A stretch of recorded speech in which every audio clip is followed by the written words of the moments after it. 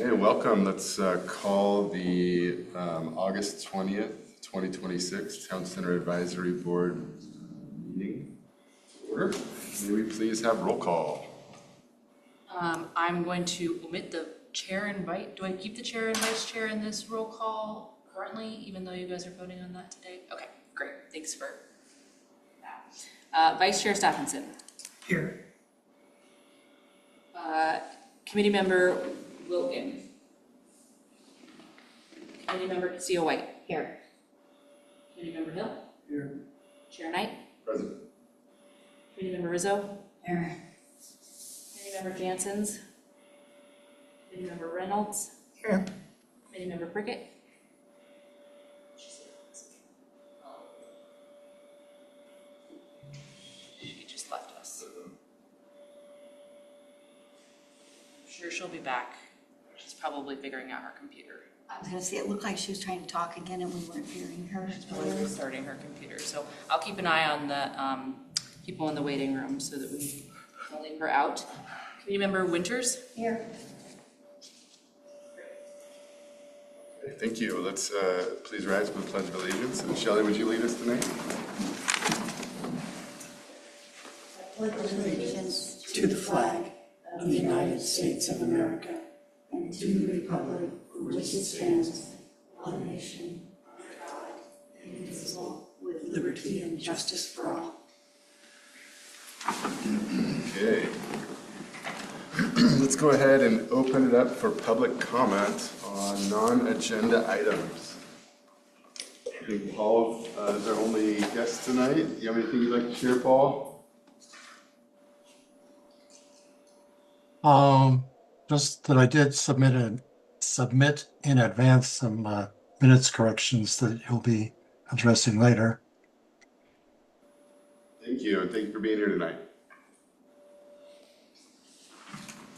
Okay, on to chair and vice chair elections.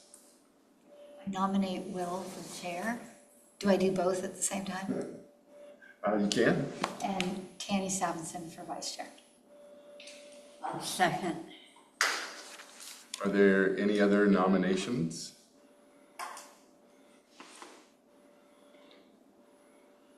Okay. Well, there has been a nomination for chair for Will Knight and vice chair for Tanny Stephenson. All those in favor, say aye. Aye. Any opposed? Nominations carried. Thank you. Appreciate your confidence. It looks like Shirley is in the waiting room. Great. Sorry. She writing that down for notes.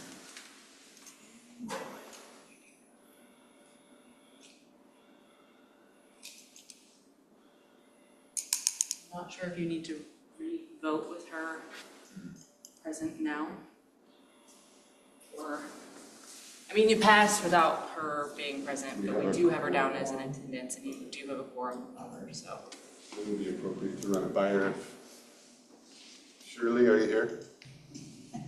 She's in that black spot right there. It looks like she's still having some issues. Should we Yeah, keep an eye on it?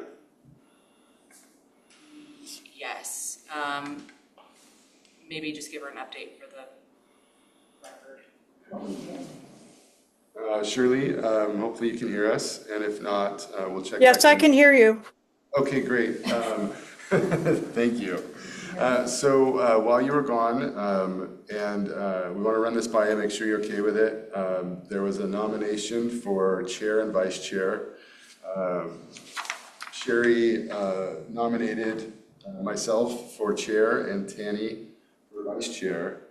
And there was a vote, and that nomination passed. Do you have any comments or anything you'd like to bring up? We were Nope. happy to vote again if you'd like. Nope, you're good. All right, well, thank you. I'm glad you're here. Okay, let's go to number 4. Let's look at some meeting minutes. Maybe take a look at Paul's submissions and get any corrections or changes that we'd like on there. Okay, so Paul Paul's suggested changes are that during roll call, Stephenson wasn't chair but vice chair and Prickett was neither. It looks like that's under the call to order. I mistakenly, during call to order, said Chair Stephenson and Vice Chair Prickett. It's not, So I think that it's printed correctly. Vice It Chair reads Staff. correctly here. I'm sorry, this is his comments from a year ago. Hold on. Paul, I don't know if you sent those comments to Chris Ann maybe, but she did not forward me any correspondences from you with changes. Yeah, I checked with Erica and they were hand delivered to Chris Ann, so I guess that was a dead end. Actually, let me just check the box, because I did see something in here and I just didn't know what it was. So maybe this is it. Did you use a blue highlighter?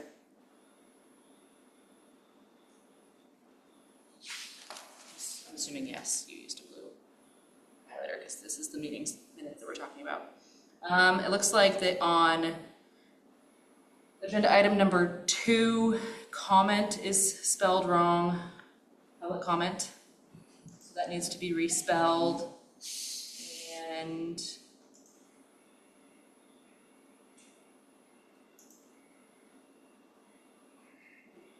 I don't know what the change is to the line just directly under that says the confluence and ethos, but the confluence is underlined and then you put an X on top of it and circled the word confluence. I'm not sure what that suggested change is. Yeah, I guess you got the highlighted original, but didn't get the cover sheet that explains the highlights. I think that the confluence is technically the name of the area, so it should probably should be capitalized. So that's the change there. Yes, that is the change. I do have the cover sheet. They were out of order in the box. I apologize. So I will start over. Comment needs to be accurately spell checked. It's missing that N. The confluence is a place that we have proper noun, so it's the capital T confluence, capital C. Your third proposed change is the word proposed. In the discussion for the loading zone request, 6 lines down, the proposed new loading zone area, it says purposed, and it should say proposed.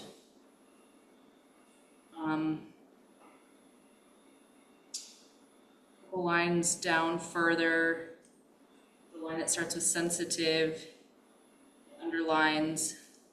Stephenson mentioned that they are a proponent of a loading zone, and you've crossed it out and said that Stephenson's quote was that he is not in favor of the hotel only loading zone and 15-minute time limit for insufficient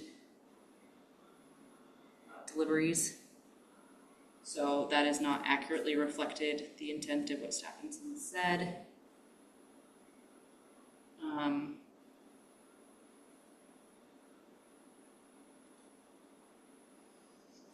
Sorry, I'm having trouble tracking all of this. I think it's going to be difficult for us to review this without it accurately reflected in the minutes. Because there's a couple of these sentences that are being proposed to be completely, It's not just typos, so. I think it might be easier if we came back to the next meeting with an adjusted set of minutes for you to review that do accurately reflect what he has proposed. Unless you want me to just pass this around to each of you and you look at it and decide, up to you. Any thoughts? You can table the minutes to the next meeting. Yeah. Yeah, let's do that. While we're on there, is there any other corrections or adjustments that we can see so we can kind of get it closer to something that can be accepted? I will say that right after that one, after Tanny's comment, I'd have to go back and review it. It's been 4 months. But I don't necessarily believe that I was the one that suggested a central business district loading zone meant for all of this. I'll have to go back and check. But I believe I asked a question about, well, if we would try to be fair and everybody got one, would that take up all the parking? And then I think somewhere in that meeting, there was one on the east end and then one on the west end. We were going to try to put 15-minute parking, so there was more than one. Is that, am I recollecting that correctly? I feel like coming down the street or something on One way. one way and then maybe going up the street on the other, there was going to be one at each one, if I remember right. I think that sounds familiar. I know I wasn't in favor of one for the hotel. I was in favor of like one in general that everyone would use, not doing anything specific in front of any particular property. I just have a question. This doesn't seem like I guess the way I thought minutes were is it's everybody's, you said this and you said this and you said this, and this seems like AI took it and just generated something and popped it out there. Is that what's happening now? No. I believe that this is Chris Ann listening to every single meeting and doing her best to transcribe and summarize it. But obviously, we don't, it's not each of our faces, so it's not clear who's talking every time. We're not all on camera, so there can be errors in who says certain things if she doesn't know everyone's voices or if it's a little muffled. And I think that it's also just, I think it's human error is what I'm saying. And it depends on what style of minutes you guys have. Like certain minutes are verbatim, word for word, transcriptions of meetings, and then other minutes are summaries of the meetings and not transcribed. And some are bigger than others, but it's also like you're just trying to get a sense of this discussion, not so much what each person said, until it comes down to something that really is based on a decision. And then like if there's a motion, you're trying to capture that. But except for Parks has the best minutes. You guys that have been on Parks, you guys. I feel like we get an abbreviated and then we get another set that's a little bit more back and forth with all the conversation. But these are definitely scaled back, and the state standard for minutes is substantially different than what it was just a few years ago too. This is Shelley, and I'll tell you, I will provide input on everything. One of the things that we do in Parks, and every committee really should do, is when you start talking, say who you are first. Let Chris Ann know who's talking. The minutes will be more accurate in the end. If there's something that you feel is important in the minutes, given it looks like Chris Ann is doing a summary instead of a verbatim, don't hesitate to reach out and say, hey, Chris Ann, it's really important this section get in there if you could transcribe it. She's listening to you talk, so talk to her and help her make these minutes what you want them to be. So this is also a topic that's come up in CAC for quite some time. There's one person in the group that has consistently voted no on every minute for probably at least a year, because he feels the same way, that these are really truncated and don't really showcase what's happening. And the last meeting, there was actually a second person that jumped on that and also voted no. So you're not alone in that. I wish Dakota was here because he's tried his best to explain it.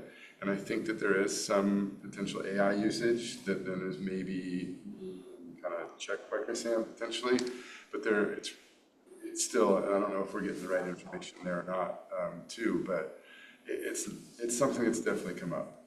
This is Sherry, and I would say that it's not, I'm not trying to critique it for that point. It's just that when I read it through, I go, I can't remember then. Like, I would know it if I could see it a little bit more apart. I go, oh, that wasn't Will there that said it, or that was, but when it's like this more summarized or Cliff Notes or whatever in my page, I am like, I'm just trying to see if there's anything that says that I said something that I know I didn't say, or the way it needs to be said, because for the record, I want it to reflect correctly. Are they in the waiting room still? Okay, Down here. I'm in the waiting room. No. You're not. Did you try to join it from the city's website? Try again. I guess maybe Marley, it would be good to just kind of pass on the comment that there's another group that maybe is questioning kind of how the minutes work and that. Yeah, yeah, and I'm sorry, I don't know the exact process that she takes. As you were talking, I did think that another possibility is that because all these meetings are recorded, Zoom gives you a transcription of the meetings, and so she could be using that transcription, which probably does use some level of AI to create that. And I understand that your concern isn't necessarily the AI, but just the accuracy or the quality of the summary itself. So I will have a conversation. We can have a department-wide conversation, since so many of the meetings are through community development, to see if there are areas for improvements to the minutes. One thing that is nice is because all these meetings are recorded and go up on the city's YouTube page. If there is confusion, we can go back and watch them again and review them. But one thing I think would be helpful is if we had like a time note next to each of the agenda items, just so that we would know if we did want to go back and verify that information, where in the meeting recording we could go to look at that and re-listen to it. I've talked with Kevin, who uploads all of these to our website, and it's pretty difficult to get those bookmarks just right on the Zoom side of things, but I think if it was reflected in the minutes, that would be really helpful for, in the future, looking back on things and trying to verify the record and what was said. So we can bring that to the department's attention and review Paul's comments as well as your comments. I think we'll go back and re-listen to the whole loading zone request section and verify that things were accurately stated and maybe expand upon that a little bit more. This is Sherry, and there is a when in there with question marks in that discussion. Yes. Yeah. So I don't. 20, no. I was gonna say, I'm not sure how I would know the date of that. I mean, I'm not saying that you I don't guys are think they asking know me. the date. Okay, so that's why it's being left that way. Yeah, I'm not sure why that was. Because if it's what we've said, we either said it or we didn't Right. say it, not. Right. Okay. We will revisit that. If there's a date in the record, we will add that date to the record. If there's not a date in the record, we won't add it in after the fact. Although for the record, I do know it was removed in the last year or two. Did anyone else have anything they wanted to add to the corrections? Shall we entertain a motion to table these until the next meeting? This is Sherry. I make a motion that we table these until the next meeting. Is there a second? Victoria, I'll second. All in favor? Why? Okay, motion carries. Okay. It's Marley's turn. Update on the conflict. Yes, all right. So the first thing I wanted to say is that the management team is still in conversations with Ethos about the Confluent site. We really don't have a great update or anything to update on that, but there are still conversations being had. In the meantime, the city is moving forward with the redevelopment of Northwest 257th Way, which is the road that comes into the outlet mall from 257th Drive or Avenue. I can't ever remember which one it technically is. And then comes towards the mall and then takes a left at the Starbucks and goes behind the outlet mall. So I have the 90% designs from Public Works that I was going to put up on the screen for you all to see and ask any questions or provide any comments that you have on that. So let me share my screen. What does 90% design mean? So when you're doing the public improvements for streets or parks or a lot of different things, there's usually different phases of design work, and typically it's 30, 60, 90 in construction. So 90 is the last phase before the construction documents, and the construction documents are the documents that will be put out to bid to contractors. So this is like, if we see anything that seems wrong or isn't reflected in these plans, this is the time to make sure that they're corrected before they go out to bid. So I'm gonna move the participant thing over here so that you guys can all see better.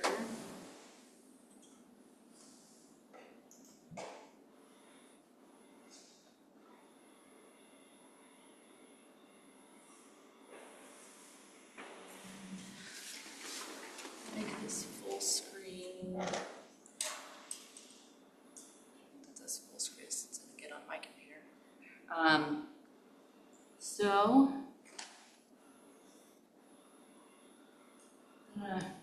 It's a little bit too much.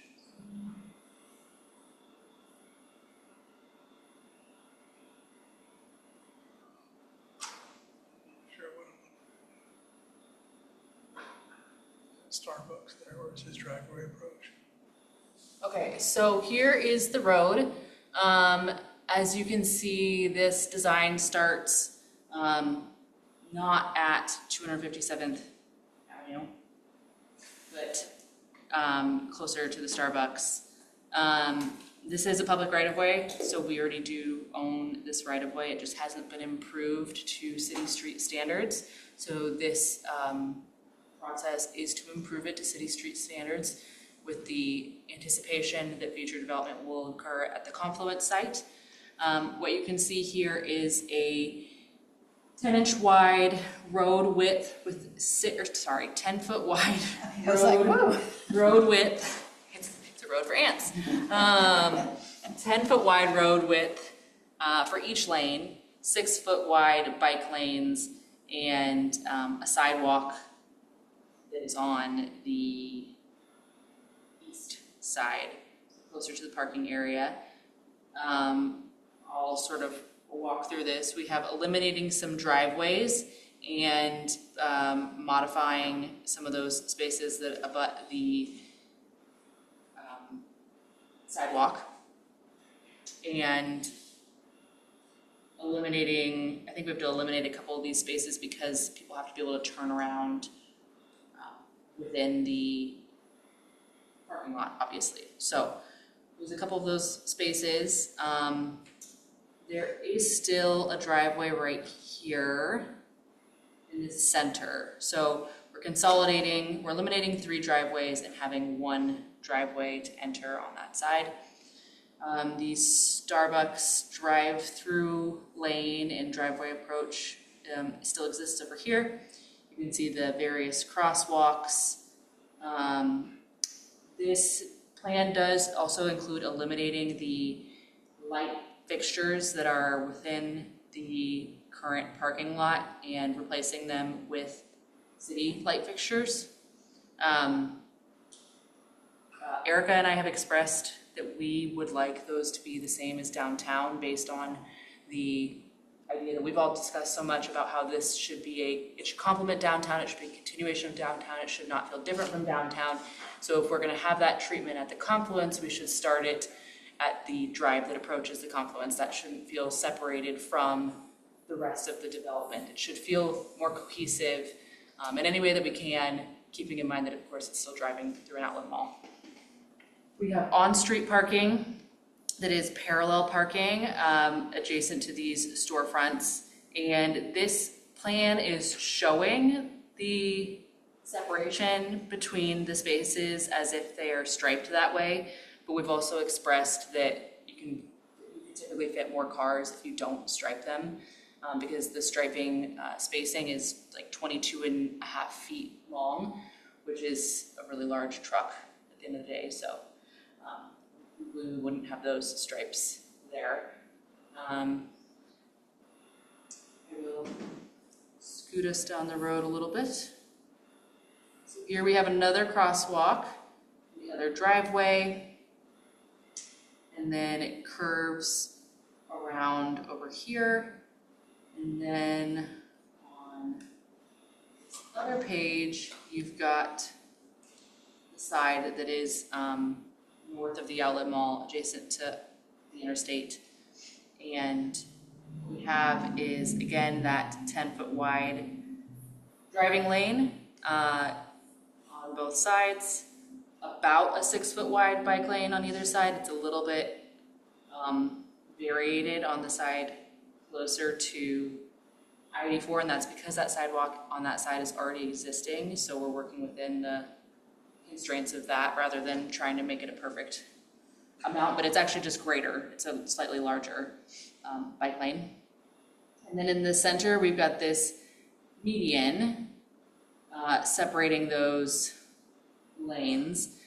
And I will note that this hatch treatment that you're seeing on here is, if I were to zoom out on this, you'd see that that is saying it's going to be a concrete island, but that's not in fact true. That's one of the main things we're having them change. It's supposed to be a landscaping island, so that would be landscaped.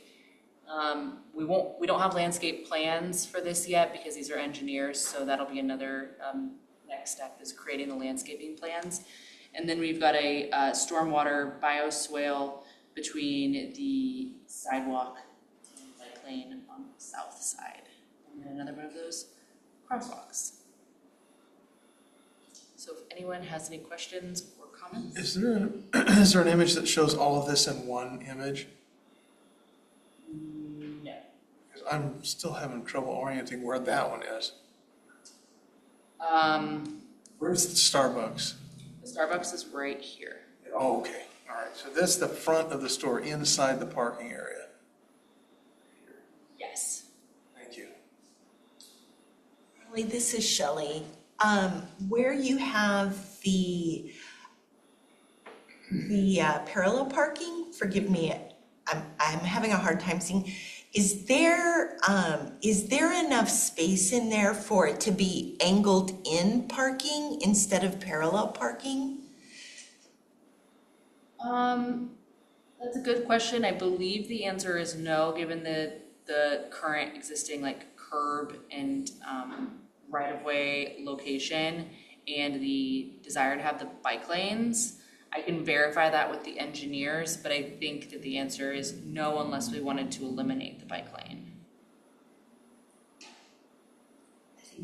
This is Sherry, I think it would be dangerous to have front-end parking with a bike lane going by there, personally. So I think that parallel parking allows them to have a better chance of seeing bicyclists coming, only because there's the previous corner that comes around, and depending on the speed of a bicyclist, they could, again, opening up a door into a bicyclist is always a possibility too, so. I don't think it would be the city's desire to eliminate the bike lane because it is part of the standard street profile for this location and with the commercial development. So I think that would be a harder ask for Public Works, but I can always ask them. It does appear like maybe they don't line up completely. And this little blue line that you're seeing, it says it's a 6-inch demarcation strip in concrete. And that was another thing that when I was talking with the engineering division, I was asking them about that and what the reasoning behind that was, because it's not a city standard to require that. In downtown, there's no differentiation between the bike lane and the on-street parking. It's all the same treatment. And so I wasn't sure if they did that for aesthetic reasons or if it was for a safety reason, or if what the purpose was for that. So I'm hoping to get an update on that, because if it's not necessary, I think that would be something we could potentially eliminate to save some costs. But that's one thing that I'm also waiting to hear back on. Okay, this is Sherry. I think when I look at this, I think, why would the outlet mall not want to allow the straight through parking instead of this? Because this seems like it's almost gonna make that section of stores on that side almost be a little island that's harder to get to. I mean, I realize we're not gonna have like freeway traffic running there, but You're talking about these spaces? yeah, and not necessarily, yeah, the whatever's renting those along that side. I mean, it seems like there's more, I don't know. So I think what I'm wondering is, regardless of whether the negotiation takes place and there's a straight through, is this going to be upgraded no matter what? Yes. Okay. It is, well, and from our understanding, there is not a possibility at this point in time that there will be any road through the outlet mall. So that is why the city is moving forward with our plans for this road. Okay. And that's what's been said during the negotiation, or Yes, that is what has been conveyed during the negotiations. that's completely different than what we heard in the design? Yes, I mean, I think it was always a possibility thing, and the cost presented to the city to construct those improvements. I believe council had a meeting, or the urban renewal agency had a meeting about this, I think last year it was, where they discussed the cost that was being asked to commit to in order to construct the road through, and it was not something that they voted on pursuing at that time. Was that because they were like pushing for development of alongside the road as it went through with new stores and stuff? That cost wasn't including that. Okay.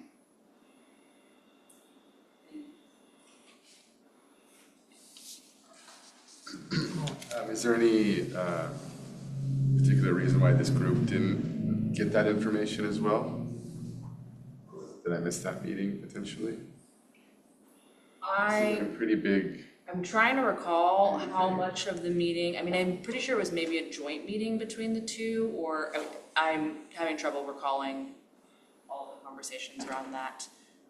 But I know it was something that came up during an urban meeting last year, where they discussed costs, but I can't remember the details.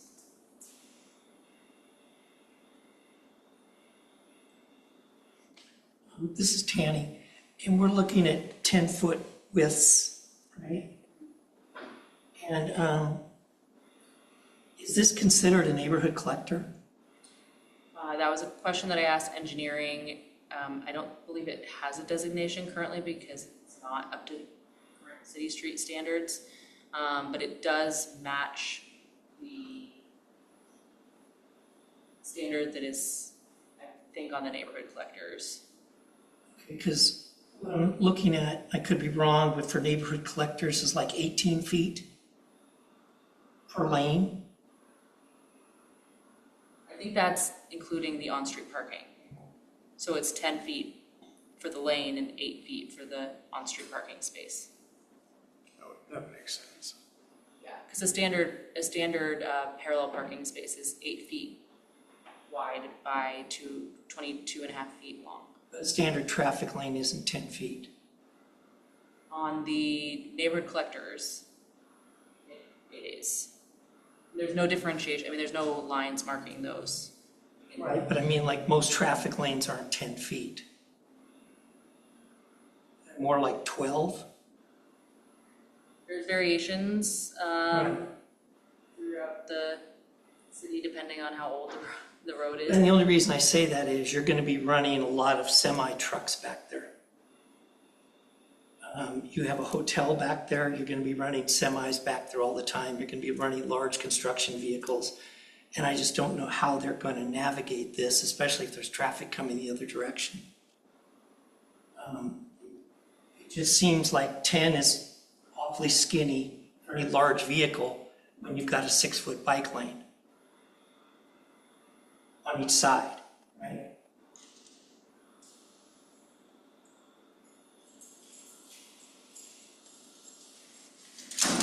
This is Sherry, I might add, since this would be the way through, even beyond construction happening, let's say servicing of a hotel. But our impression is that it's a community of people living with families and what have you. And so school buses would be, or maybe 3 school buses a day in, and then, I mean, because I'm just imagining like the morning pickup for each level and the afternoon drop off. And then the garbage trucks. So are those size-wise only 10 feet wide, or are they bigger, or? When I was having this conversation with engineering, they said that semis are 8 feet wide, that light trucks are 8 feet wide. I don't know if I didn't fact check that, but that is what was stated to me. That's only a 1-foot cushion on each side. Well, plus mirrors. Well, and then. And I don't know if the mirrors are included in that 8 foot or not, so. And the fact is that we don't want to think about it, but if there was an emergency and a fire truck comes down, a fire truck is, I believe, wider than 8 feet. I feel like we had a conversation about this before when we talked 257th and then putting those lanes more narrow and what it could potentially cause and issues. So, again, I don't know. That's why I had this conversation because you said we needed to. Yeah. So it would be good to ask the engineering division to have the fire department review these and make sure it meets their standards, because we do have specific standards. It'll be part of the normal process anyway. Yeah, roads are a little bit different than like if this was the outlet mall applying for this, or if it were a commercial development, that's when the driveway widths and the lane widths come into play. But I don't know with the roads if it's the same review process. So that makes sense. Well, We have like standard city construction standards, so I think it comes back to whatever the road is classified as, and then it's supposed to meet that standard. And I'm just not. Sorry. I mean, I understand that the whole road is wide enough if something had to, because I'm thinking, we also talked about there being stuff several stories high down in a few areas in that area. Well, that would mean that the ladder truck would be coming, which would be even then something that needs more turning radius maybe or something, I don't know. I haven't driven one, so. Danny brings up a good point. It does seem narrow. I would wonder, do we need 2 bike lanes, one on each side there, but it's just my thought. Diane, what is typically going to intersection of Historic Highway and 257, and then you're approaching the entrance to the outlet? How wide are those bike lanes? Or are there not? Is it just sidewalk and then street, or is there? I believe there's, hold on, actually, let me just try to.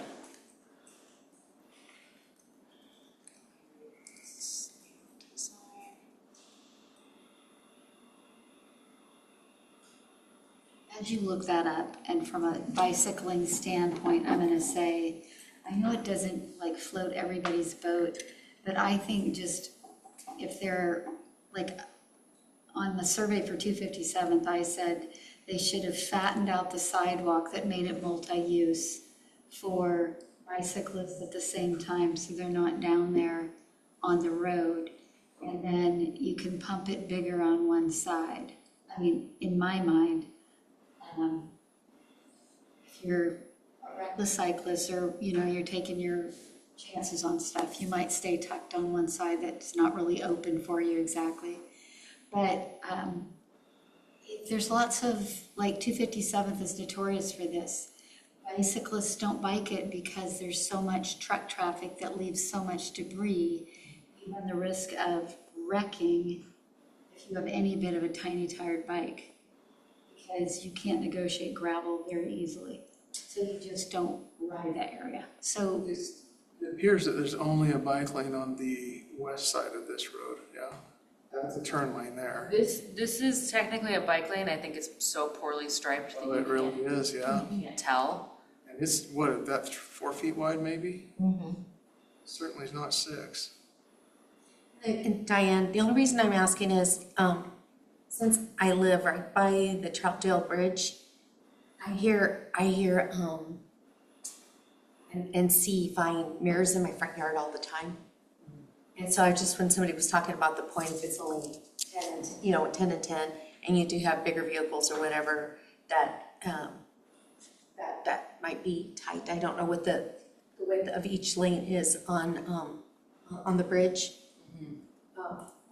But I'm expecting a lot of traffic, hopefully coming with a really well-developed plan on the waterfront.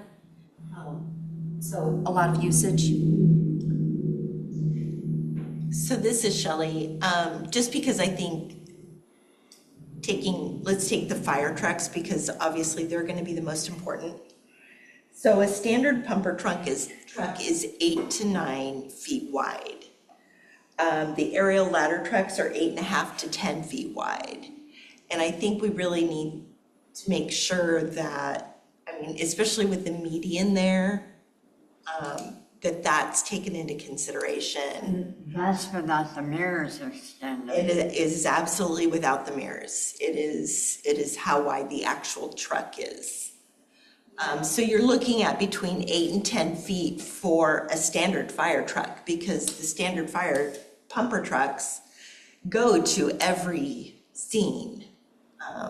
So I think that has to really be considered when planning out the bike lanes. If we can make the bike lanes slightly smaller, and it may mean even reducing some of the parking, the parallel parking, for example. I'm just not sure how effective parallel parking is going to be for those storefronts. I don't find, as an anti-parallel parker, meaning I can't parallel park,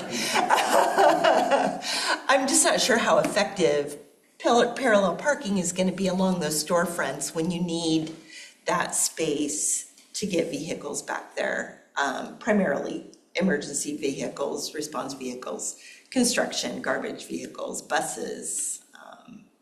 You're looking at the same dilemma all the way.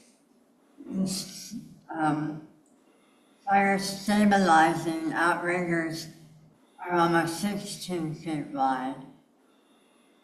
And if you have a ladder truck, you have them to stabilize their ladder truck. We're looking at Sorry, what was that? stabilizing outriggers. Oh, Yeah.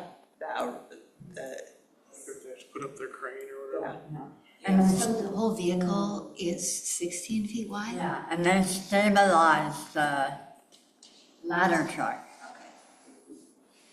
So just to clarify, the lane and the bike lane, the only thing separating those two is a stripe on the pavement.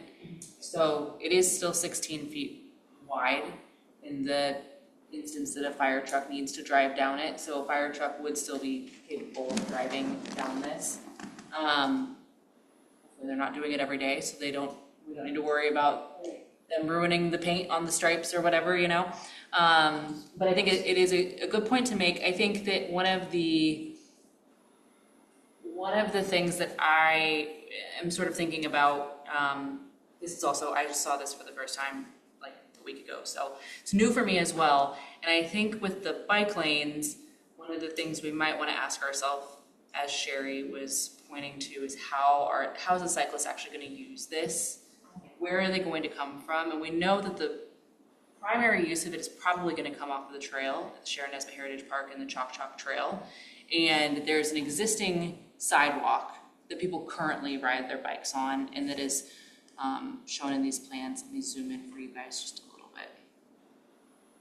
So you can see the sidewalk here, and then you can see the bike lane adjacent to that sidewalk. And then we have the other bike lane over here. It's sort of hard to put ourselves way in the future and imagine people using it with a different landscape than what it currently looks like, which is what this is planning for. This is planning for this entire site being developed and interconnecting with other roads and us wanting to treat it like any other road. But I think right now, if this were to be placed out there today, we would probably see a lot of people who don't cross the street, who they're going to gravitate towards the side, I think, that they're comfortable and used to taking, which is that existing sidewalk. Which is the direction that if they're coming that way, they will take that.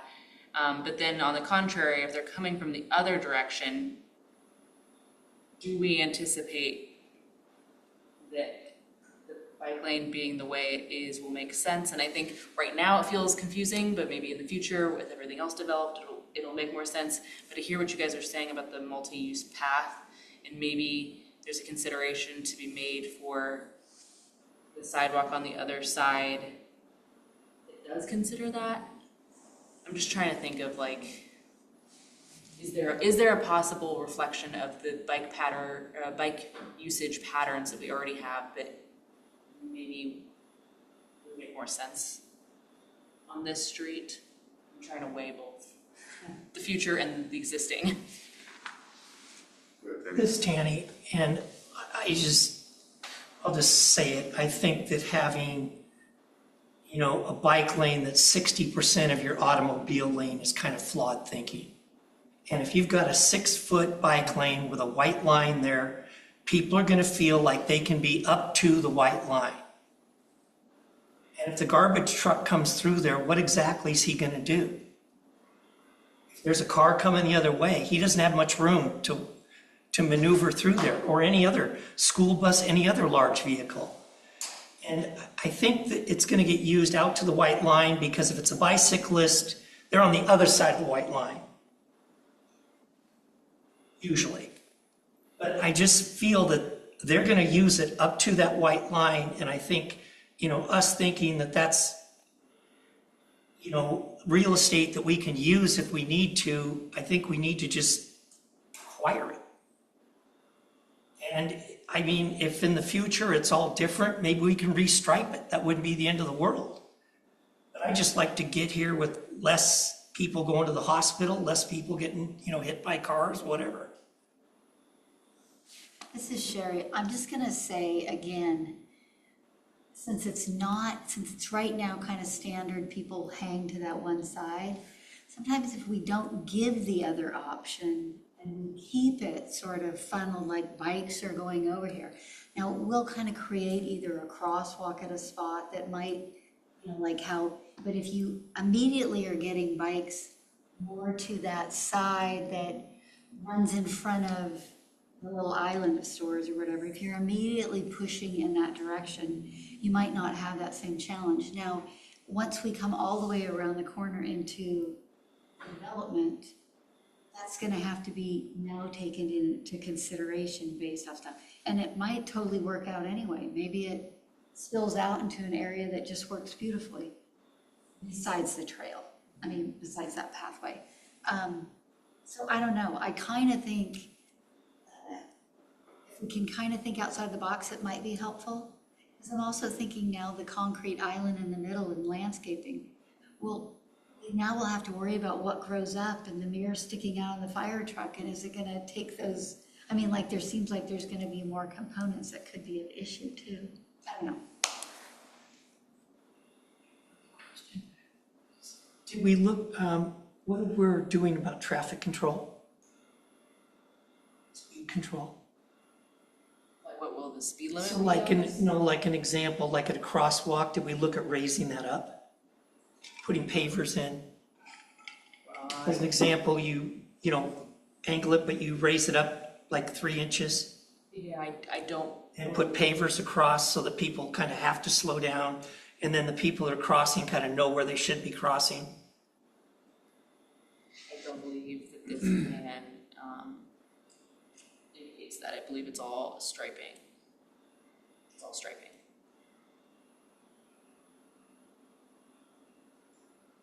Is So that, the standard is that, striped crosswalk. sorry, is that D, is that a crosswalk there? Is that what that's supposed to be? Was that line a crosswalk? No, I don't think so. I That is over there on the right. think that is an electrical Oh, okay. thing. I don't know why it's on. I don't know why it's on these plans if it's not defined. So there's one crosswalk at the far end there to the far east. What is on the other map? Right here. You have two really. I would just voice a concern that if people are speeding and come around that corner and don't see a pedestrian in the crosswalk, there could be a conflict there. Crosswalk might need to be a little bit further to the west. Just an observation.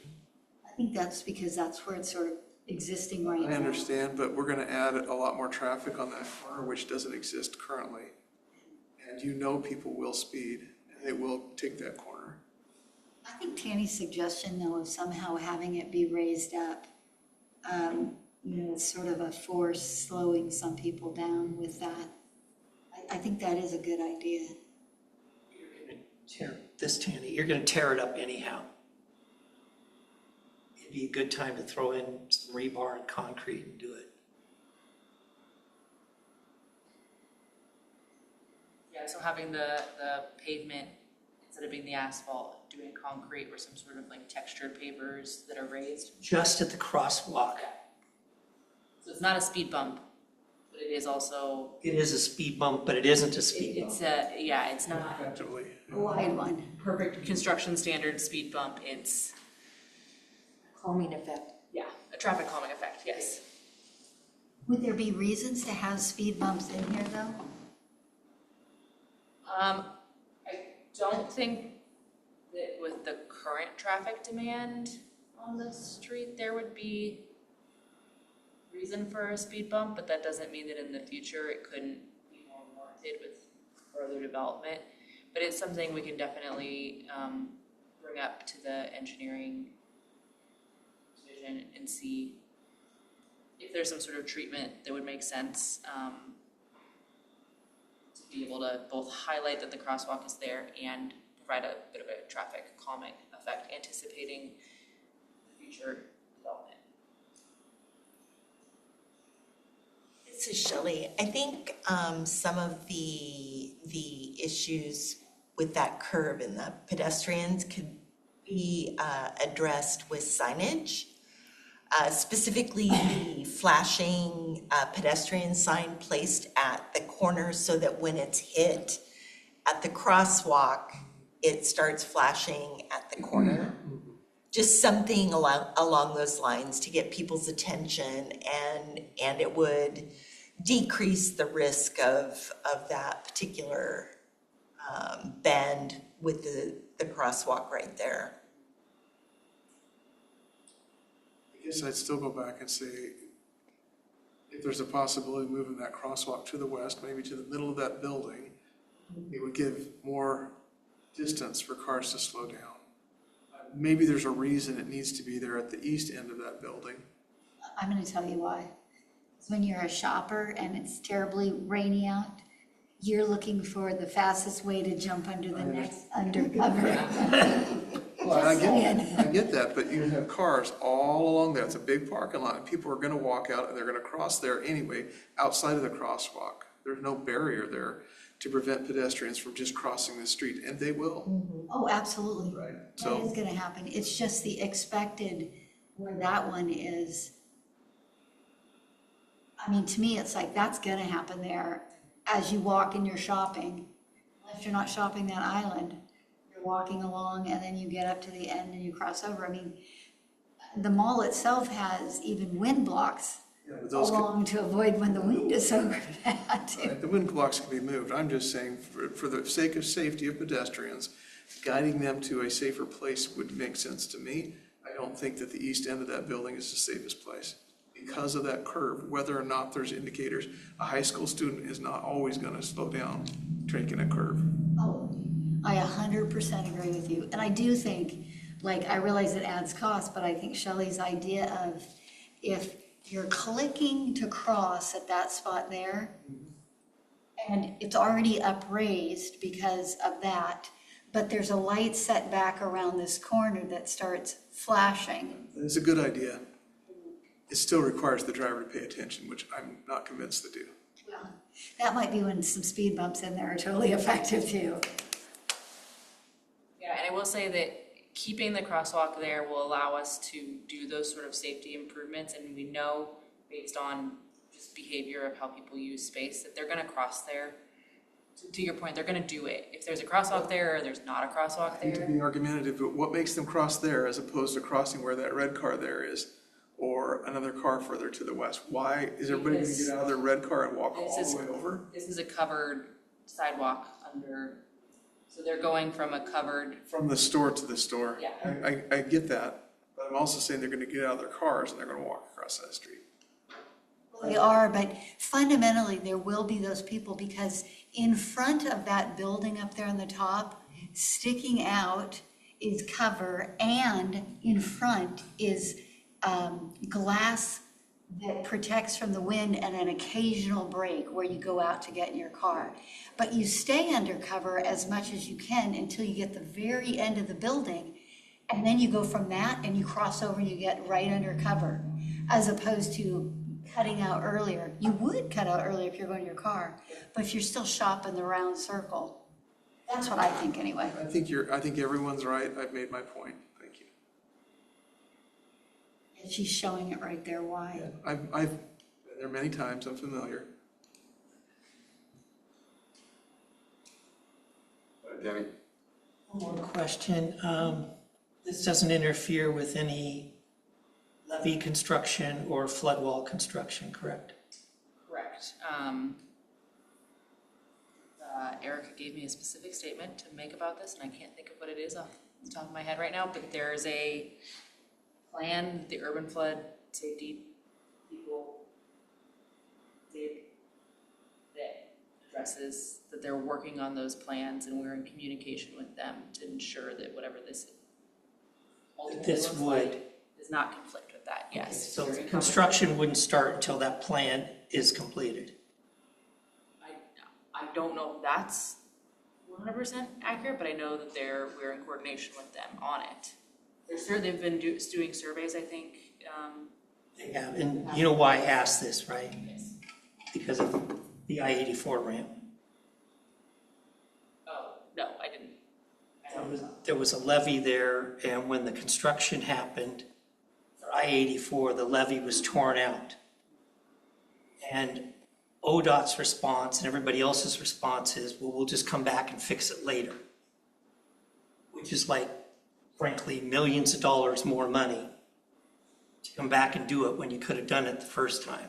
And I just don't want to see us involved in something that repeats that.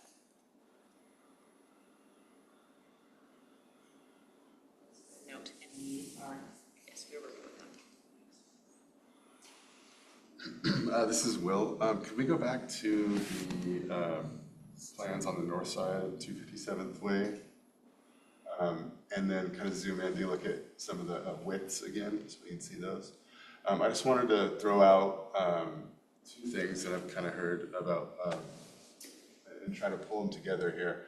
From what I'm reading here, a 6-foot bike lane is a luxury and 5 foot is more standard.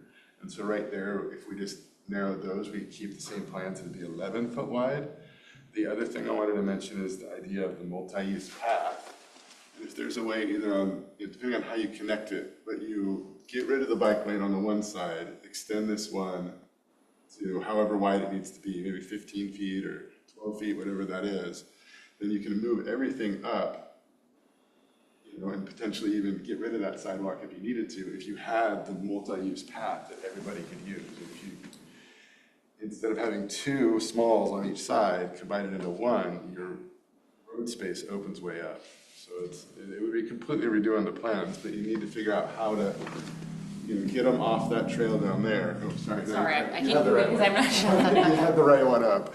But if you did it on the north side where this one is, then you'd have to figure out how to cross them over or fix it on that side.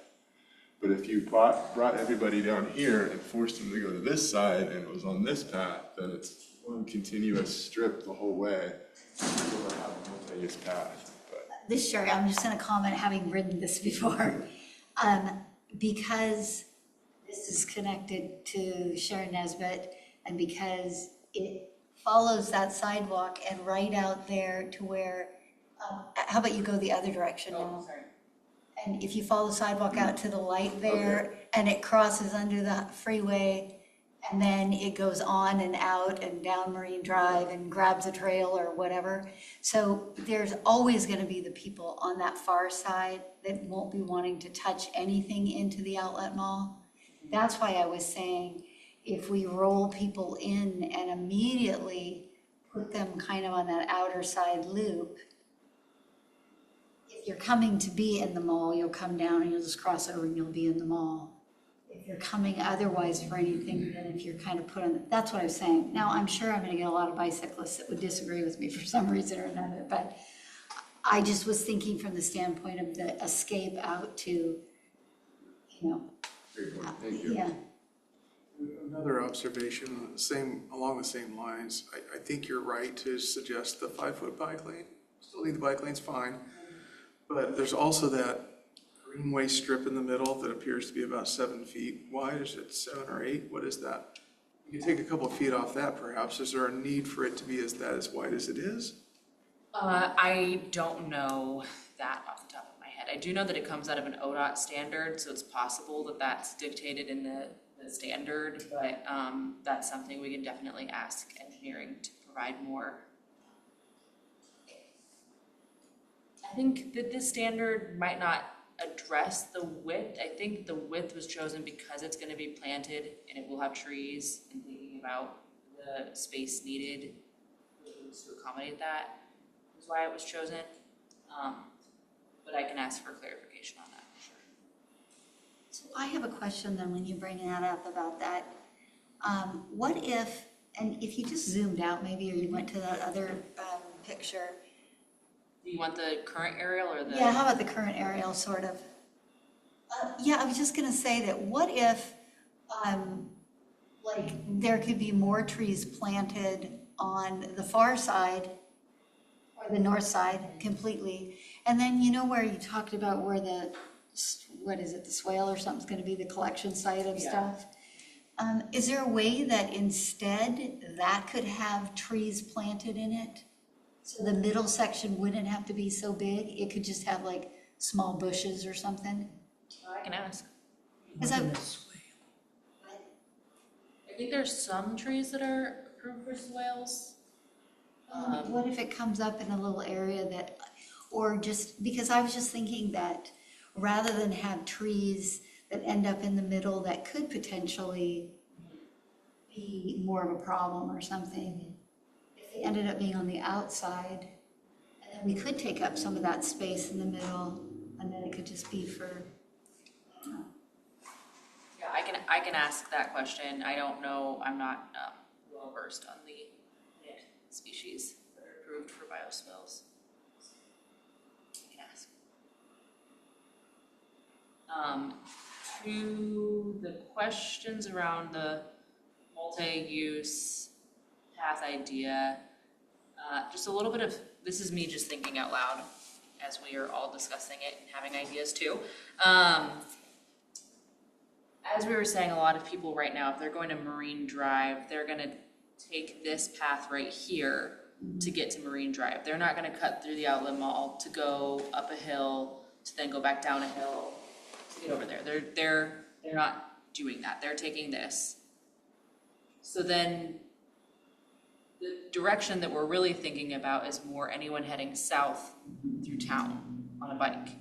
And as a person who's heading south through town on a bike, going to want to go up the outlet mall and then cross 257th and then go all the way up 257th? Or should we be trying through the use of wayfinding signage and improvements, encouraging them to use our existing or future planned bike paths?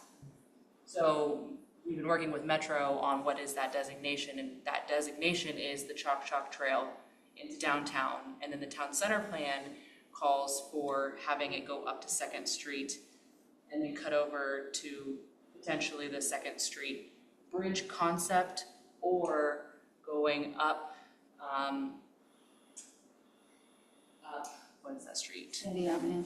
Up Sandy Avenue. I'm trying to think of what, like Dora or Harlow, to then connect with, I can't remember if it's like 2nd or 3rd, to get up to Sandy Avenue, to then connect with Troutdale Road.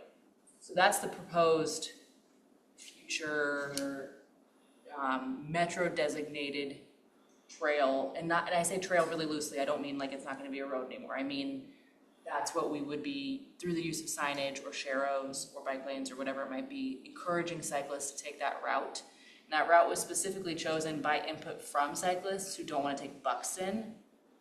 Like everyone has said, Sandy is much easier to take for that. So I guess my question is does that change how we think about the design of this? Would it make more sense for us, through the use of bicycle wayfinding signage, encourage people to go into downtown instead of encouraging them to go on to 257th to get south in the city? From a standpoint of a bicyclist, given the options, there's plenty of times when I'll do anything to avoid. I don't take 257th at all if I can help it. But I have in front of the, on occasion, in front of like the gas stations, the truck stops, stuff like that, come that way. Most of the time I pop out around and I come back across, and I usually ride up the sidewalk on the east side till I get to the old highway. I'll cross it there in front of the Platte or whatever, and then I turn and then I loop my way up here and I loop my way around. But if you were coming from somewhere else and you're down, you've looped around whatever you've come across, if there were the option, just like you go, oh yeah, I'm just gonna take, through Sharon Nesbitt, whatever, Chalk, I'm going up and I'm in downtown. Well, from downtown, I mean, I get it, the signage, that could be something more that gets done, but I do believe if you even just get to there, people know where they're going from there, what they want to choose. Some people just continue on, on Halsey or whatever. But yeah, no, I personally think it would make more sense of the road itself as opposed to putting in a bike path. The only difference is just keeping in mind that if you are talking about people that are living, in the area that we're developing here, and they are coming from, let's say, up above somewhere, let's say they're coming from Gresham and they come down, they still might just cut through Troutdale and then Chalk. Yeah, they might just do that and it might be no big deal. Otherwise, I'd say, well, if they came into the outlet mall because they needed to do some shopping and then they wanted to go around, it's just being able to get there. And it seems to me that if you're just coming up, if you're in the mall anyway, you're just coming over there to do like a little crossover, as long as there's a walkway somewhere, you're gonna get across anyway, and you'll make your way around if that's the case. Yeah, I'm thinking a lot about this sidewalk right here, and I don't know how wide this sidewalk is and if it's intended to just be a sidewalk or if it is in fact intended to be a multi-use path because it does connect with the I-84 bike ped bridge.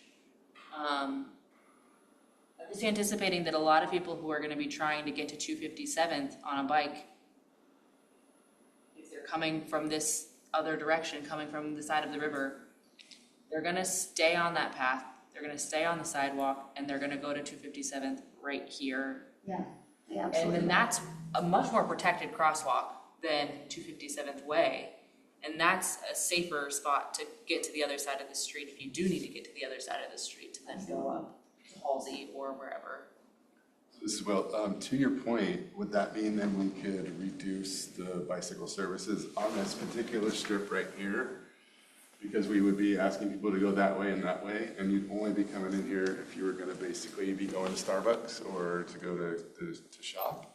Is that kind of the suggestion? That's what I'm imagining asking. Yeah, I like that. That's what I would plan to ask engineering about that. I mean, if we have a city standard that says you have to have these bike lanes, and there's no way around it, then I guess that would be the answer to that question. But I don't know if there is I don't really know what our standards are on that. So my conversation with the engineering division will be around usage and signage and what actually is the path of least resistance, because people will take the path of least resistance, and this can be a more appropriate location for a bicyclist to cross and to get into the outlet mall. And so is there a way that we can do that and then potentially not need those bike lanes? You said that first part. Within Yeah. this section right here. Yeah.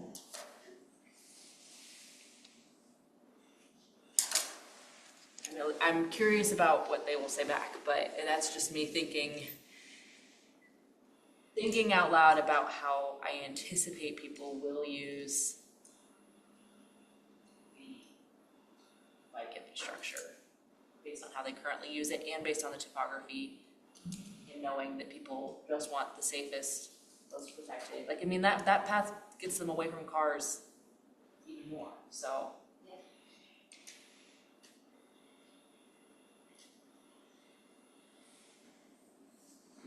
Any thoughts and comments, Diane? Not on this. So, when it's appropriate, I'd like to go back to, talking with Ethos. Let's stay on this one for now, we'll come back to that, is that fair? One other thing I was just about to point out is that if in fact we are able to remove the bike lanes from this stretch of the road, that does mean that we could probably introduce street trees, which are not. I was gonna say back to Shelley's need for parking straight in could come Well, in. there's that, but I would say that right now this sidewalk is actually not as wide as, we wanna have street trees on that side of the street. They're not currently planned for, and we could potentially get that if the bike lane wasn't there. And maybe the angled parking or some other treatment on the other. You have something? This is Tanny. Marley, how big is the right of way that we have through there? It is 6 plus 6 plus 10 plus 10 plus 6. 6 foot, 6 foot, 10 foot, 10 foot, 6, is that what you said? 38. Yeah, because the red line is the right of way over here, so that's probably why they have that demarcation. It's 38. And is it 38 in all places? No. On the north side of the outlet mall, it is that plus 7 feet, 53. about 8 inches. Well, depends. About 7, so 52. 2.5, yeah. Thank you. Give or take an inch or two. so it's much wider,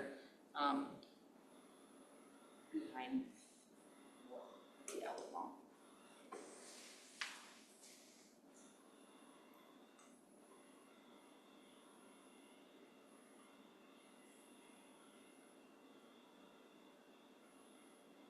Any thoughts, comments, suggestions? Diane, I like the idea of trees, only if it doesn't interfere, but to introduce them to this area, since had always wanted the pull through the middle and have it be kind of spectacular. So since they're gonna go around a curve, cuter that curve can be to welcome to, whatever ends up happening there sounds like a good idea. Oh, that's what the motivation was for the middle thing? Oh, Dun, okay. dun, dun. That's the artsy fartsy one here. Yeah, I don't know if these trees that are shown, I believe these trees would have to be eliminated to accommodate the plans. So I think adding trees to the rather large asphalt parking lot would be a welcome amenity for anyone walking on that sidewalk or shopping. Victoria? Is there a projected date? No, not at this time. We are pursuing some state funding options for this, and so we're going to be submitting an application for that. Can this come back to us after you find out more information? If we put in this, Tanny, if we put in street trees, that would be coming out of the 38 feet, I believe. We would be Yes. putting them in our portion. Yeah. So we'd be reducing something to put in street trees. Yeah, I think the anticipation was the bike lane.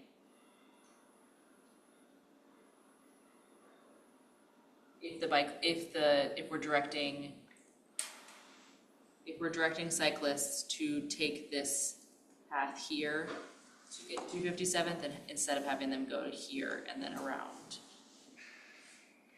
So, follow-up question, what did Time Equities say when they saw this road? I am not aware of that. Of what they said or that they saw it? Okay. I would just hope that they've seen it. Bike lanes and everything all chunky. No, it would and just be big. a significant Yes. mistake if we didn't have a discussion with them prior to getting to this point. Mike has been the primary, the only contact with Ethos in recent months, so that would be a question for him if he's presented this to them yet. Send that question over to him. Yes.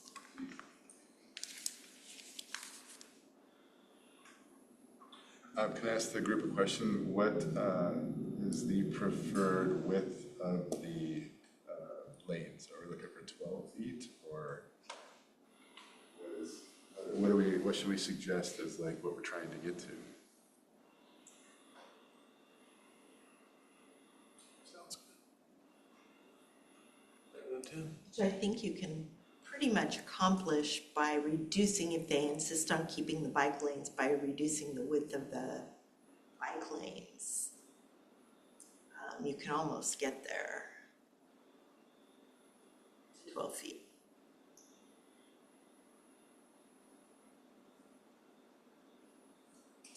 Diane, I would say whatever accommodates fire truck, but it's not, and whatever style, but I can't recall School buses. what number we said that was practical for that, to have a little teeny bit of space on each side for anticipating a lot of traffic and a lot of volume going on along the waterfront, well-used road. Victoria, didn't you say it was 10 plus mirrors? So you probably at least 12. No, 12 about. This, Tanny, personally, I would say 12, just to give you context, like a larger parking spot, like in a shopping center, is 10 feet. Okay, Okay, so if you drive through one of those, think about a truck driving through that at 20 miles an hour.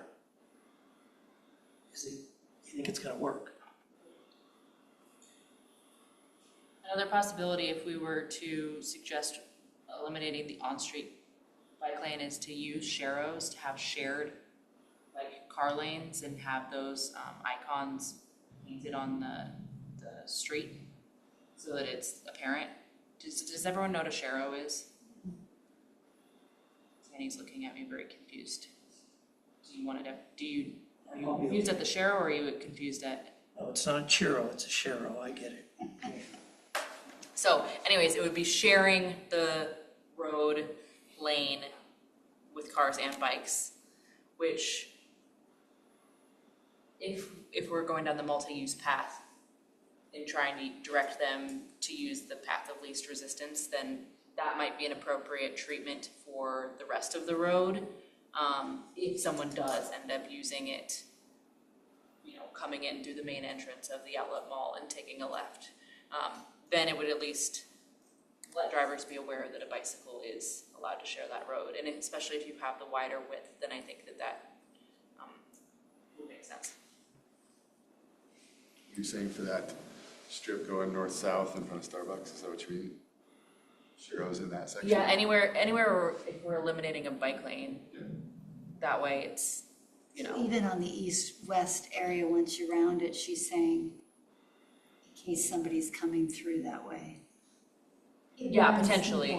If I think it just depends on what happens with the bike lanes. I was just saying, eliminating the bike lanes doesn't mean that we don't necessarily plan for them to be on the road, because it will still happen.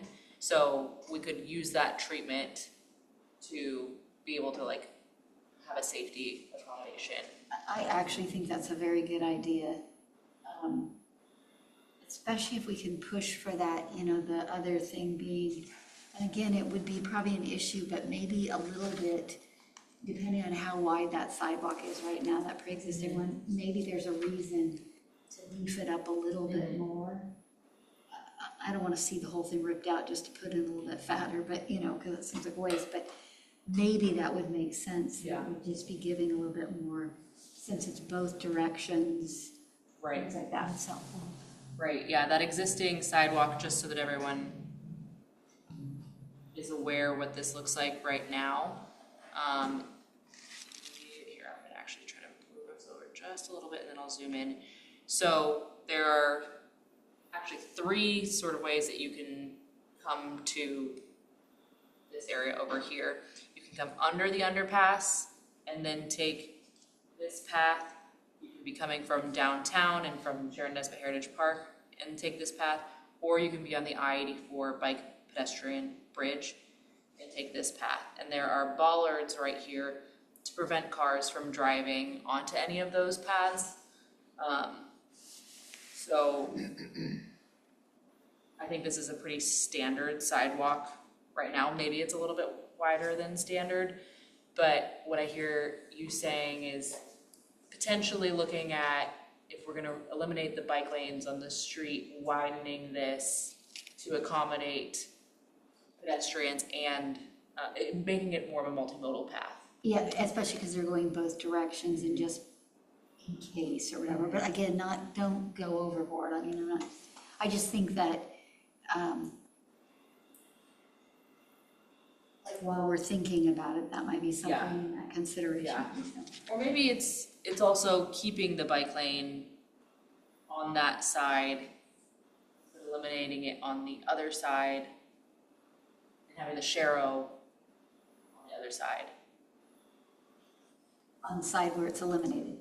Yeah, so this side would have that shared bike and drive lane, but this side continues to retain that bike lane. And then we would just have to design a good connection for that bike lane coming out onto this sidewalk, or talk to ODOT about making this more multimodal. Yeah, and as much as, you know, I kind of like what you're saying there, I also think that what you're saying is people from this direction will be on it, but people coming from the other direction will stay up on the sidewalk, which will sort of be opposite our regular way of traffic. You know what I understand what I'm saying? They would be in this drive. Yeah, there could be some people. Like if I came from Marine Drive and came and I Yes. was riding along, I wouldn't get jumped down into that bike lane and go Right. against traffic. So I would be staying up on the sidewalk. So I think you would have to have a larger. So I just think it might make more sense to really just make it really connected or make it more with continuity there or something. I don't know. My mapping tool worked correctly. It says that's a 10-foot wide. Okay, so that's already larger than normal, although it does look like it reduces in size over here.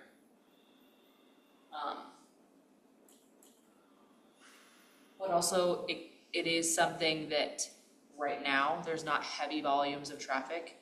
There is no, the confluence hasn't been developed yet. Is it an opportunity to design it where we anticipate that that's gonna be an upgraded multimodal path? And we work with ODOT to get that improvement done, maybe alongside the levee work. Down the road, like add it to everyone's CIP so that it gets into the funding stream and the planning stream, but we understand that it's undersized for the multimodal use as it currently stands. That's potentially an option.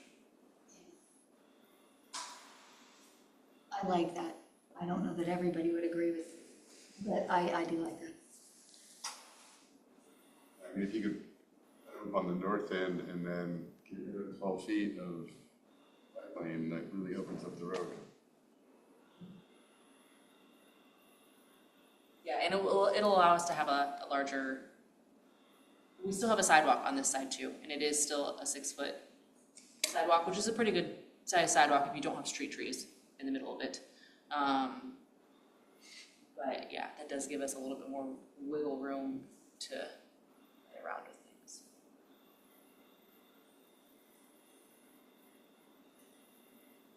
Diane, last question. Chero or Charo? I Chero? always say Shero. Shero. Okay, because coming in and doing the Shero thing, you really anticipate that would be a slow moving traffic. Because you already have the outlet by, nobody's in the mood to, well, they shouldn't be in the mood, especially with the corner. You got one corner coming in and you got a couple of seconds and you have another corner. So sharing with a bicycle, it seems highly feasible and doable. Yeah, I don't think that the speed limit would ever be above 25 miles. I mean, right in our downtown right now, it's 25 miles an hour. 25 to me sounds too fast in front of that. It sounds too fast to me too. Yeah, that does not seem feasible. Yeah, I'm pulling in, there's But just there no are- way. There are certain ODOT standards on what speed limits can be on certain types of roads, so. It just seems a little crazy, I'm just saying it. Yeah, well, I think it's great. I think people go too fast in downtown too, so. They do, 20 seems fast in downtown, so just being in front of. Is it 20? It might be, yeah, it's 20. Okay, It's, okay. well, it's 25 before you hit the curve by the visitor center, and then within the same, like, 10 feet, it switches to 20, and I'm telling you right now, no one goes around that curve at 20 miles an hour. Sandy, once you get over the bridge, it's like 85, so it doesn't matter.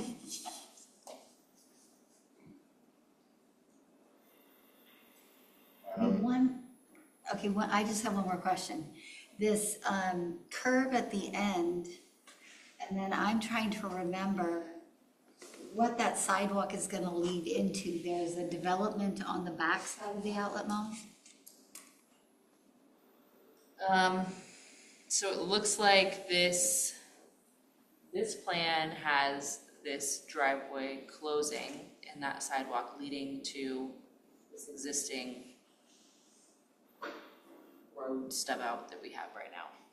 Which is, Also called 257th Way according to or Avenue. avenue there. I have also already asked if we're renaming these and was told, yes, we will rename these roads, so Okay, fingers crossed, we will actually rename them. I think my question on asking that on the curve is because as we talk about this, and if we remove the bike lane and we just say the Sharrows which might be fine. But if it ends up being like along this backside, there's a bunch of stuff that we might have, might be eliminating something and then it's gonna open back up and need some, I mean, I don't know, because I can't remember what the other stuff looks like on the backside. Right now, it's just a road that goes all the way straight towards the railroad, but we have it partially blocked off.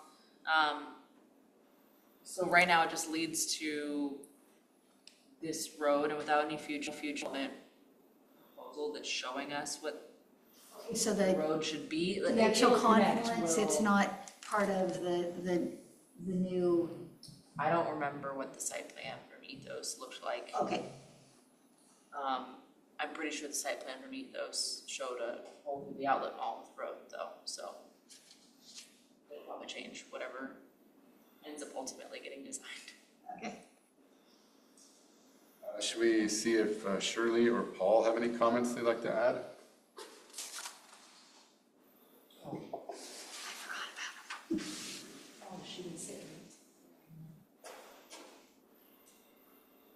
No, Will, this is Paul. Go ahead, Paul. The major thing that struck me was the parallel parking in front of the Starbucks building. I'm wondering how far people are going to have to drive north to make a U-turn so they'd be facing the right direction. They'd have to zigzag through the larger parking lot.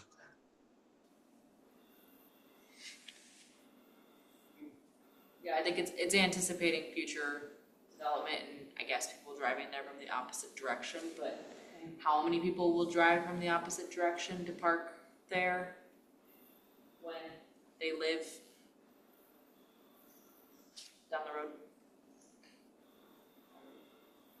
So to Paul's point, it'll probably be more likely that people would either park the wrong direction or make a U-turn in the middle of the street like they do downtown to parallel park there, because there isn't, the only other traffic coming from the opposite direction is going to be coming from anyone who is living, working, staying on the confluence, and those people we anticipate or we hope walk over there and not necessarily feel the need to drive over there. So that's a good note.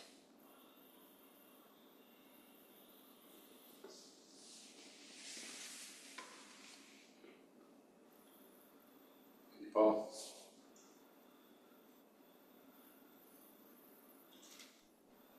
No, that was my major observation.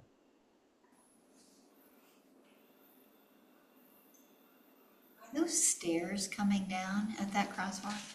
Is that what it shows? What is that? So those yellow things with little bumpers This? on it. Oh, that's what it is, okay. Yeah, it's just the ADA treatment for the crosswalk. Okay.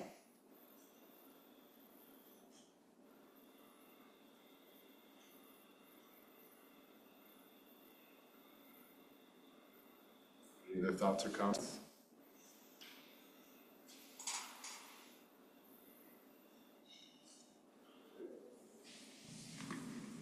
So I will take your comments and questions and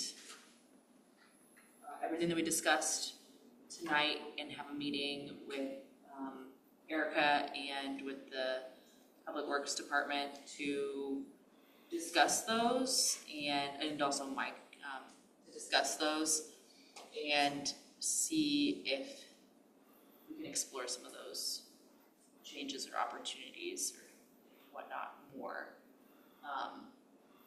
And can give a report back on that at our next meeting, whether that's next month or the month after that. Now, I'm gonna make just one more comment related to, if you pull out on 257th proper, so maybe the big aerial overhead that you have, scooch over more to the main road. So the only thing I would say is, if we could just make sure, and I know that's not our road to mess with, but if there's ever, somebody coming down and wanting to go there, we're just trying to encourage that they continue on 257th and come in on the other path, is what we're saying. So I just feel like if we just make sure that that's, a good enough entry point. Because there's a little bit of diciness there with trucks trying to enter, or cars trying to enter 84, and you're having to stay tucked in close to get, you know what I'm saying? Otherwise, you have to make sure you get on the sidewalk. So you're saying in this area right over here? Yes. Yeah, and I think that's where the, applying the sharrows to the other, to make sure that like, we are taking into consideration that if someone does come down to 57th and turn right into the main driveway, they do know how. I'm gonna be honest with you, that's what I would do. Right. I would say, hey, Yeah, that'll and be less weird Yeah. traffic for me to contend with if I get in there. I think it's again that path of least resistance, like that is the path that will make the most sense. I don't know how many people will do that versus coming through town, but I think that some people will, and so I think that accommodating that through maybe the Sharrow, which is not as, it's a treatment that doesn't take up as much room as having the dedicated bike lanes. Could potentially work. It'll be a question for engineering and everyone else, but I do still think there will be some bikes that come that way, so. Yeah. But also maybe we put a real big sign or something nice on 257 at the historic Columbia River Highway that we say, bike trail this way. Yeah. I just think that notoriously on 257, the bike lane and everything is filled with all sorts of yuck. Yeah. It's easier to get off the yuck and be on, I mean, that's why sometimes I pop on the sidewalk. Yeah, I mean, if I were if I were riding a bike down there, I would not be in the bike lane. So that I would be on the sidewalk every single time if I had to do it, so. It's just me.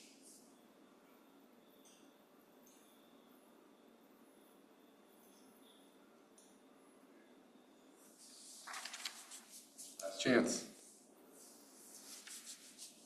Okay, let's go to staff communication. Oh, I'm sorry, Diane. Okay, Go back to your Diane, point. I yes. apologize. Okay, no problem. Okay, going back to ethos. Okay, so we know, you said they're still talking, with only Mike, at currently the last few months? Yes. Okay, and, when or will we get the opportunity to see what those, I had brought this up, I looked at the minutes last time of how far we veered from what you, Erica, and us chose them and for the reasons that we chose them. And now we already know we don't have the center hole. That's already eliminated.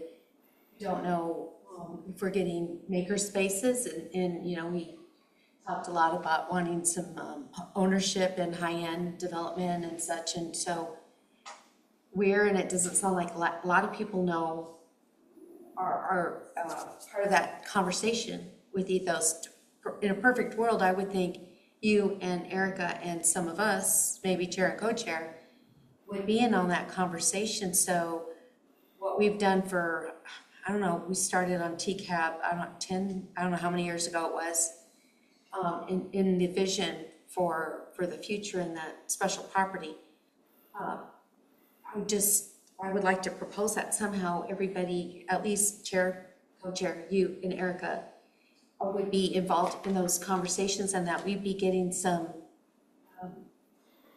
feedback as a committee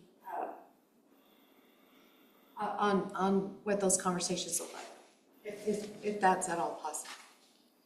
So anyway, that's what I would propose as a proposal, possibly. I don't know if that's appropriate or not for TCAB, if we're all thinking that's a good idea. I'm not sure if that's a good way to approach that or interject some oversight. Mike is new. We all have been working on it since Chris Damgen and then you all, and we worked hard and came up in Tanny and thought we picked what was good use based upon knowledge that we have of like being substantial in our low-end housing, but maybe needing high-end housing, and then our envision of having a wonderful creative things there that would draw visitors and that we would like to come to as well.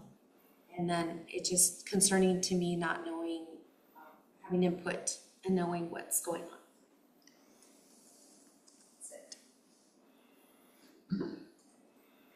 This is Will. Are you suggesting then that the group should put together a proclamation or statement of request that says that we'd like this to happen and this goes to council? Something that this group believes strongly enough to make a statement and send that up? I would agree to that, but only if everybody else is in agreement to that also is. I would agree with it. Thoughts? I don't believe you can ever have too much information. Is it something that we would like to draft an official statement tonight or an official, I don't know how that works. Should you go to council? You could do that, or another option, and I think you guys have done this in the past, is you could ask chair and vice chair or other representatives of this committee to go to a future council meeting and request more information or an update or make that comment to them directly that way. That might be another option. Or we could also I could have a conversation with Erica and Mike after this meeting and tell them your request and see what let you all know what the response is at the next meeting, and then you could discuss further if you felt like it was something you wanted to bring to council's attention. Might be the polite way to do it is ask first, and then if it's a no, then we take another route. If we're gonna Seems quicker to go this way and not wait 2 months to get kind of the feedback loop happening. Yeah, so it's totally up to you what path you would want to take. Whichever path you decide, though, I would just need details on like what specifically you're asking for an update on, because I haven't been in a meeting with Ethos in a long time, so I don't have further updates. Like there's not an update to give, if that makes sense. But Mike has been in. I think he's had conversations with them, but I don't know if it's like, I don't think it's sitting down and discussing plans, or it's just conversations. Are they even interested anymore? Yeah. I believe they sent a email to Mike with certain things for consideration or something. I haven't seen it, so I don't know what was sent. Would it make sense that the request be that Mike be at our next meeting to share information with us? I don't know. Am I asking for something too big? Diane, that's not what I was asking for. Oh, okay. Okay, what I was asking for is, we had been on this process for a long time and we had a vision. I would like us to be able to be re-engaged with updates, and have also Erica and Marley participating minimally, our chair and co-chair, to be involved in having a discussion of where we're at, what's it looking like, see how far it's veered from the original plan that we approved, and at least minimally have that conversation with and then, I don't know, that's the thought.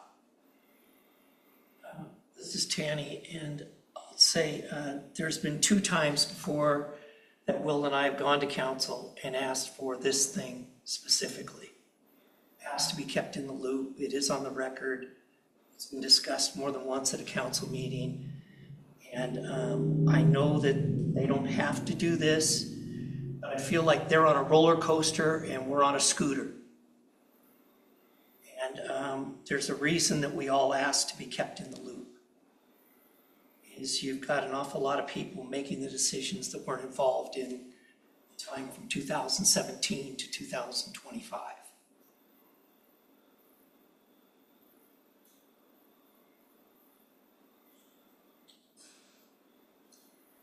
So, is what you're saying then, that the group that's negotiating can go ahead and sign the deal for Troutdale before it comes back at it, or? That's not what I'm saying. I was saying that we asked to be kept in the loop. Yeah. And to me, the loop is closed. we get the street plan at 90%. We get told that, that time equities is basically kind of checked out on it. And I mean, just some of this is kind of new information. And maybe it is new information, but it's just kind of like, I don't know, I felt like we had some valuable input for the streetscape that could have been utilized earlier than now, but that's just personal opinion. I mean, we should have seen this at 60 or at 30, not at 90. Because I haven't seen any of this. I didn't know if maybe you guys had seen it before.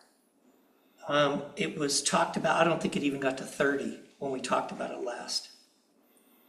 The first time I've ever seen these plans was a week ago, So there you go. you guys haven't seen them at all, and I was just engaged in the.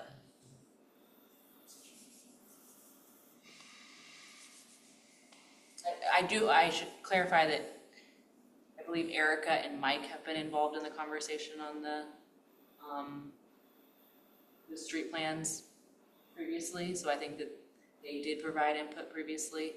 So I should restate that they have been involved in that. And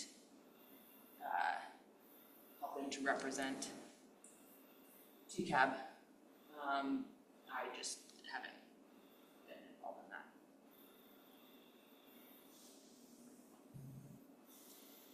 So Sherry, I think I don't understand if our purpose is to provide input, but we're not given the opportunity until so late in the game. It seems like it's sort of being circumvented. It's not valuing.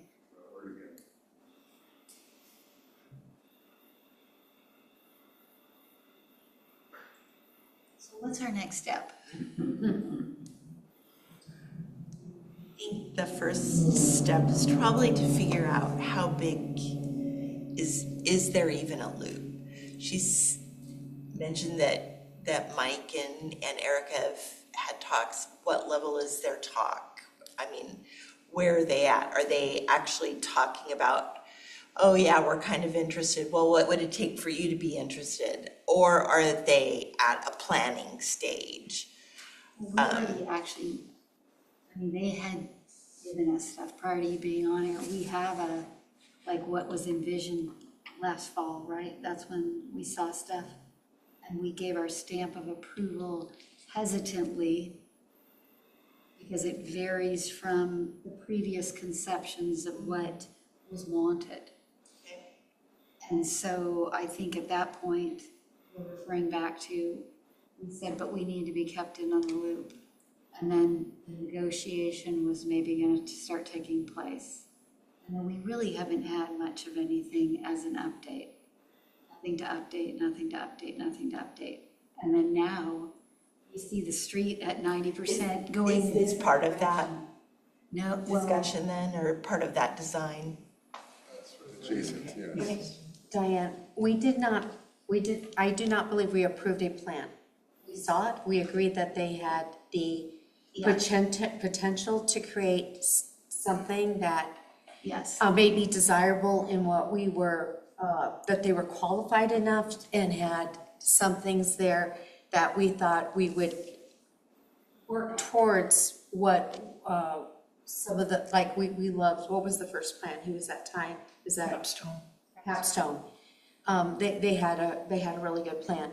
And so our job was only, I guess, to say that they were qualified enough, and we did like the plan, but then at the same time, we had ideas and we had visions on what other people had from town center meetings all along. And so we have not got feedback. So I'm thinking we don't even know how far from Capstone conception that it's in their conception that it's veered off or what it looks like. I don't think we even know, we don't know that right now. Yeah, I I don't think that anyone at the city knows that. I've not seen any updated, I don't think that they've submitted any updated plans or any updated drawings or, there was a lot of conversation right in the beginning because they were renegotiating their mortgage on the property. And so there were a bunch of conversations and meetings all really quickly to figure out if this road through it was possible, because that was only going to be possible if it happened within this specific timeline. So that's when they gave us the numbers, the Urban Renewal Agency met and decided that they didn't have the funding to be able to do what Time Equities was asking. And it was all moving too quick to be able to do that. There was back and forth on that. I don't remember for the record which meeting that was, but that did occur. And then I haven't been in any meetings with those since then. I think that Mike is in conversation with them, but I don't know what level of conversation, to your point, I don't know what level of conversation that is.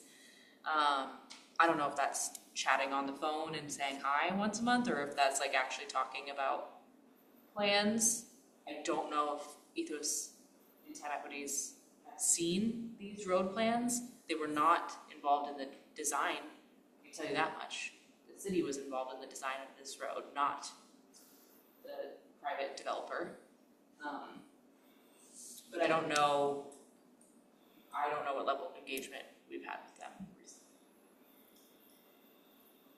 So I think to that point, we don't really know where it's going on. So we do need maybe somebody to come in and tell us what's going on and give us a statement, where exactly are we at? How much of a loop is there, or is it, like you said, just once a month calls just to say hey, and we're just kicking the can down the sidewalk for a month or two, or a year or two, or however long. But yeah, I think, how big is the loop? Is there a loop? And come in and tell us. And then let's also express that we want to be involved more often in this process. And that yes, 30 or 60% would have been great before we spend all that time and money that we don't have in the budget to get to 90 that we're going to rip apart and redo.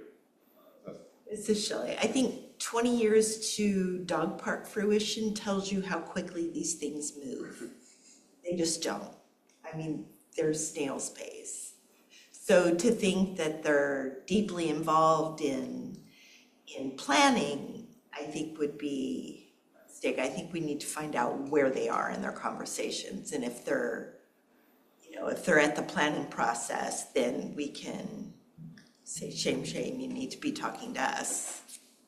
But if they're just having lunch once a week, trying to build rapport and negotiate details, we may not want to be in on every little conversation there. I think I would like to be involved in planning. I don't really want to be involved in the day-to-day workings of it. That would be my opinion. Shirley's in the waiting room again. This is just Tanny. I would say,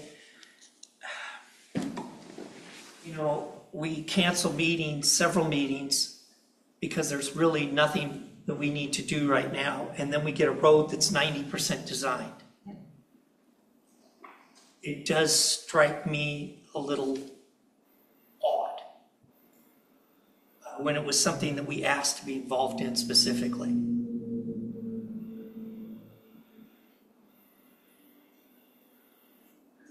I'd be all for spanking the council, but that's just me personally.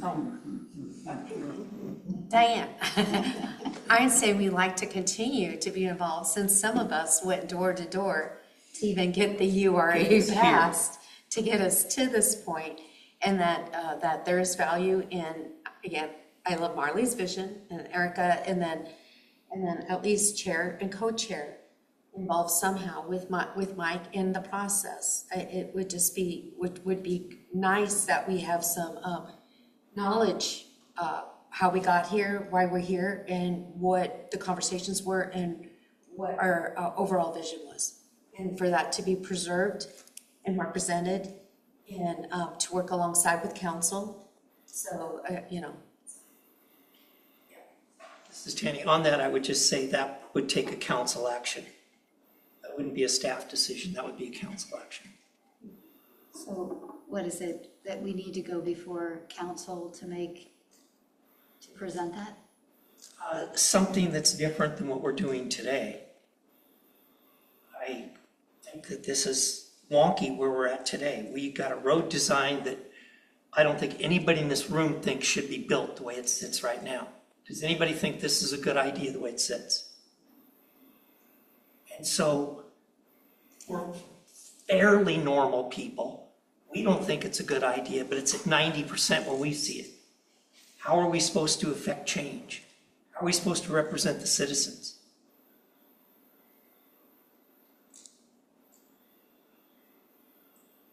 I fundamentally agree.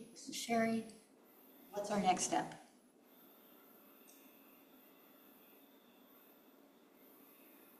Maybe, my thought is to ask Mike to come in and give us an update.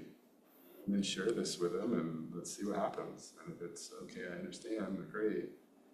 And we hear that, you know, he wants us involved. He says, no, you're gonna need to go to council for that. Well, then we know we have another route, you know? But I think we can more, we just need to find out where we're at. We could be going down a road that speculating on some things, but to Tanny's point, you know, we said before, how did we get to 90 on this? And we haven't seen it before. So maybe just a polite conversation and say, hey, this is what our expectations are. This is how we want to be involved. And, you know, this is what how we'd like to be of help and service in this process. And let's see where it goes from there. Oh, sorry. I agree. It seems like we're going. Anyway, wasn't NATO involved in everything in that original? Is he gone now? I mean, when we were proposed this, it was like he really wanted to do that hotel. And now, where is that? I mean, this has been over a year and nothing. I mean, did NATO bail out now, or? I don't think we know because we don't know anything. We need the update. Tanny, I would just say from a development standpoint, it would be very difficult to put in a standalone hotel, given the amount of infrastructure that would have to go in. You want to tie that in with some other things, it would be really Yeah, but I mean, cost if he's probably not interested now, this is taking so long. Oh, if it's the right deal, they're interested. And frankly, these things can drag on for 20 years, or they can get done in about 20 minutes. It's just however it works out.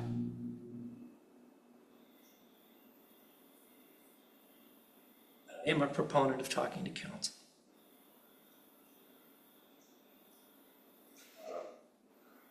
I say, but you're willing to, our September meeting will include Mike and a conversation? Or, I mean, okay, I'm gonna be very politically incorrect because that is me. I'm just blunt and I don't know how to filter. But I believed when we interviewed for our city manager position, we expressed lots of concern over keeping, you know, people in the positions and knowing we wanted this small town feel and we had these great ideas and just like people had put in input. And so I hate to think that we're not getting that now. I mean, we have, especially people who've sat on this long time. Jim, I don't know how long you've been on it. Maybe you've been on it a long time. I know Victoria's been on it a long time and these guys have. And I feel like there's so much stuff that even I didn't know. And I feel like, wow, it's just, the vision for it can be so spectacular. And I just don't want it to be decided in a back room somewhere where something doesn't meet the criteria and it's like, you know, 90% comes in on the next thing. I don't know. Okay. I'm gonna get in trouble for that. So what I'm hearing is maybe for the September meeting, yes, having a September meeting, asking Mike to provide an update at that meeting, but maybe also we could invite Travis and Christopher from Public Works to have a conversation around the road. Because I mean, like I said, I can have this meeting with them and go provide them with your feedback. But one of the main concerns that I'm hearing is that this is 90% and you don't feel like you've been considered or listened to throughout the process. And so maybe interest in having a conversation with Public Works directly about your ideas for the road? About the design? Do you just want me to have that conversation, then bring a report back to you? Diane, I think we were heard well by you. I mean, it's just like other things like but we had input like whoever's going to develop, do we want to wait? You know, that's, I think, what Tanny was saying. Why are we not, because we don't know what's going to be developed or what's going to be built and what the needs are going to be. So that's, that was part of our input. If you, I would think if she shared that with them, but the other thing is that anything that's coming forward, I think we had a very productive conversation pertaining to that, and you gleaned well and then adapted according to what your knowledge base is now. But then we don't have that knowledge base of what's going in. You know, and I don't know timing wise too, what needs to be done. Is there some grant money that's free, and then if that has to be done now, can be worked later? Those are some things that we don't know. But minimally, I also think that any type of those conversations, that it'd be nice if our chair and our co-chair, possibly if they were willing to do so, that when those issues would get brought up, anything pertaining to the development, that maybe they be involved. And also, I believe a lot of us have trust, not trust, but your vision and your creativity and you understanding the process and what our intent was and is. So that helps or not. This is Sherry. What I want to add when you ask specifically about the road design and getting them, I think what really is important to me is you give that information to them. Maybe they strategize and come up with it, but the next time it rolls in, it's not 100%. We call that 90% again or whatever. Like we review what's being proposed. And, you know, like a little bit more, I don't know if that makes sense, but like for me, I feel like it's important that we see not just that those ideas go and then boom, we're on and we're like, wait, I thought we said it like this, or, you know what I mean? This is Tanny. Sure. I would just say, you know, to your point, I don't feel like we weren't included. We weren't included. I'll be that blunt. And I understand this is a public works decision and the streets and the URA board and all that. But really, give me a break. It's a city street through a private development accessing an urban renewal area that has been talked about in this city for 20 plus years. And, you know, it should not be a decision made in a bunker at all. Because there is so much public scrutiny on this, and everybody's talking about it, and we're just gonna shove this thing in front of them, and we really think people are that stupid.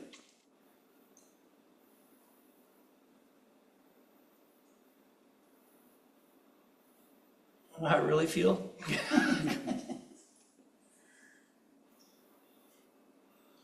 This is Jim. I've wondered about this.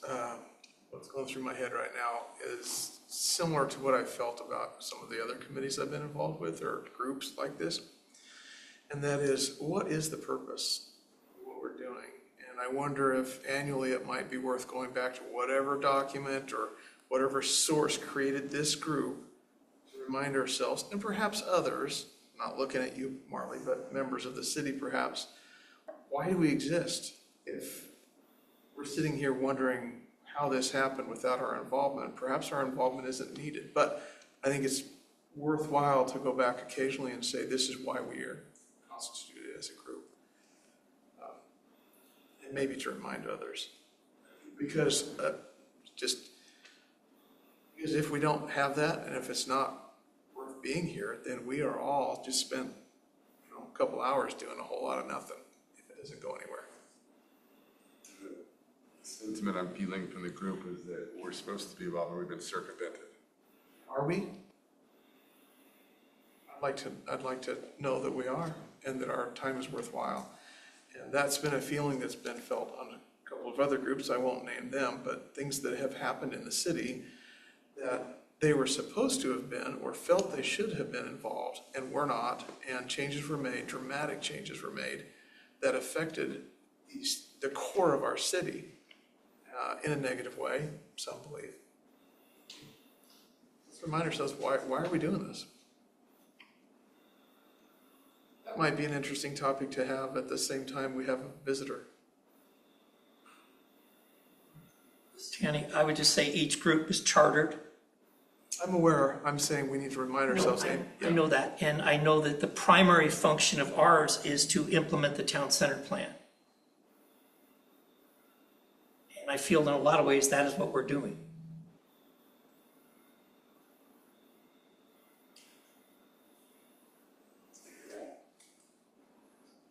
Yeah, and just one thing I'll note, and this has actually come up on another instance or a couple of other times, but the town center plan identified those opportunity sites and those opportunity corridors and had plans for those, and one of the chartered tasks that you all have are reviewing opportunity changes, development on opportunity sites, and opportunity corridors. And I did double check.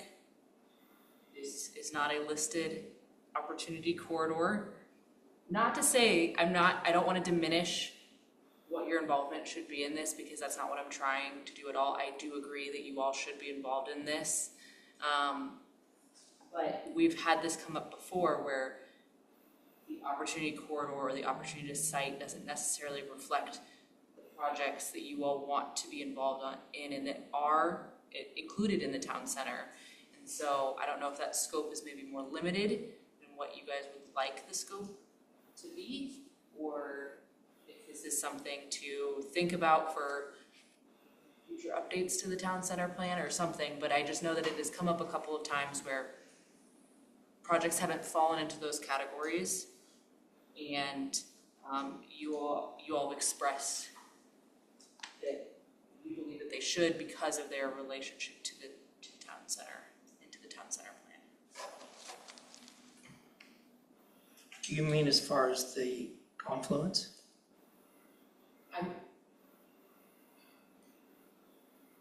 Well, it depends on which part of what I said that you're talking about. But yes, the confluence is all part of the town center plan.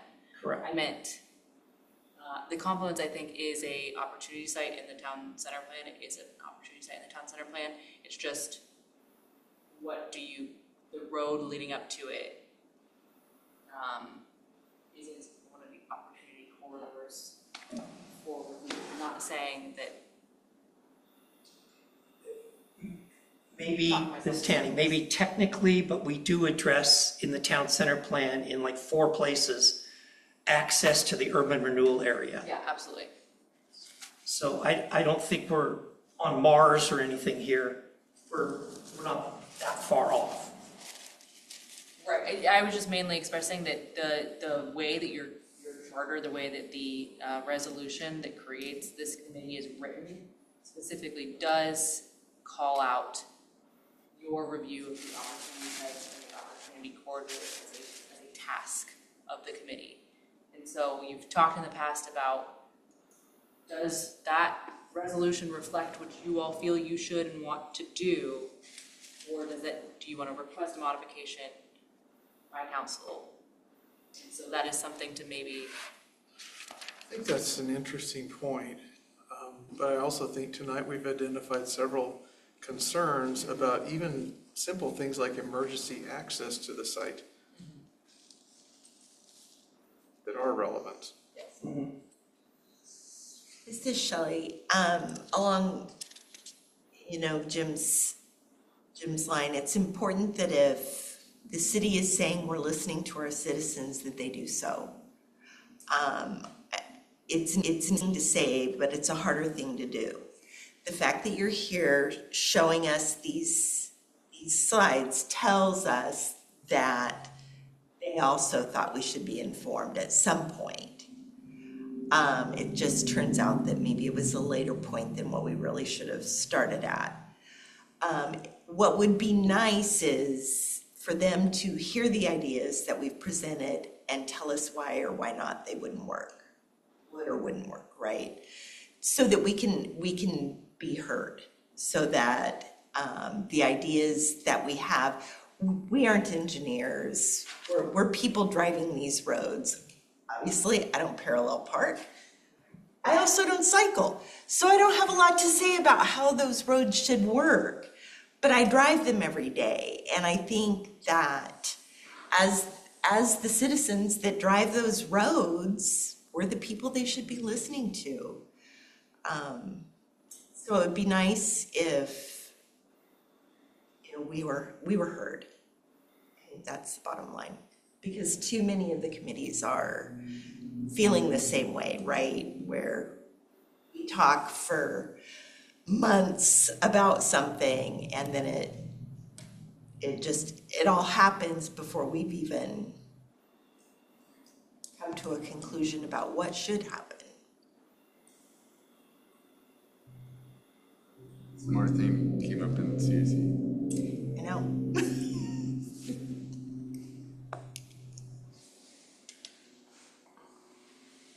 So what's our next step? Is it next month, Mike here, Travis and or not Travis next month, or just it?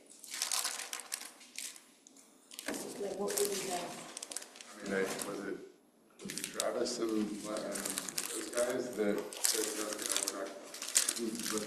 forgot to send it over here, or is it the manager's role to send it here? I guess that's more the question, because I believe Diane is correct that great thoughts and comments that can get sent to those guys. Wrap stuff up. I don't know if we necessarily need them, but I think there's a higher level questions that, more manager level questions that need answered, I think.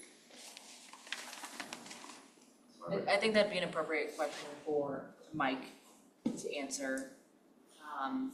So I can, if you feel that I will be able to articulate your comments and questions and concerns, feedback, I will meet with engineering prior to the next meeting and provide you all with an update on that. And I'll make sure to go through and re-listen to the meetings to make sure that I'm hitting all of the points and everything. And if you come up with more questions, you can email them to me and ask them about those as well.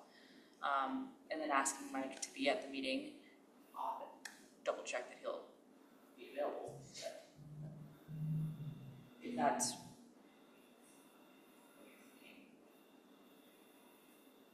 Tanny, I guess I would just hit this one last time with something from the ordinance 876. Number 3, the establishment of the Town Center Advisory Board was among the most critical aspects of the implementation strategies that would ensure continued community involvement and oversight of the city staff's actions and policy directions.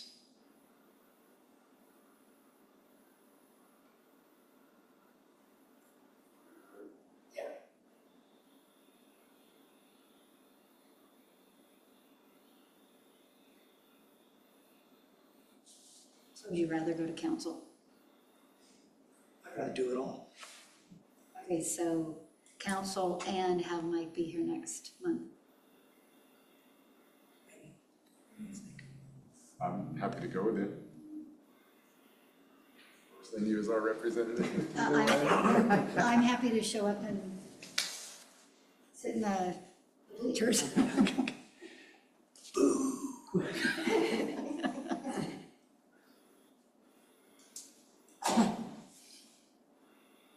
Is that we make a motion for something like that, or is it?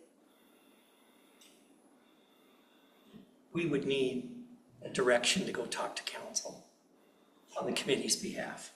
I think if you're gonna make a statement to the city council, that it needs to be something that's written up and agreed upon by the members of the committee before it's presented on behalf of the committee.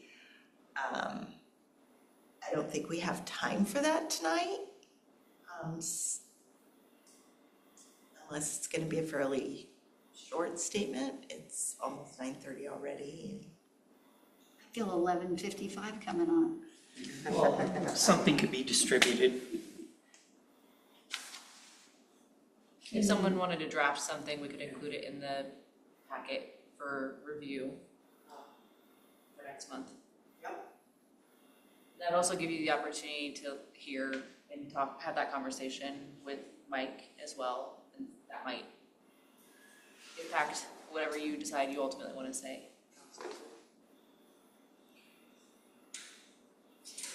To make it be one of you guys is writing this. You can write it.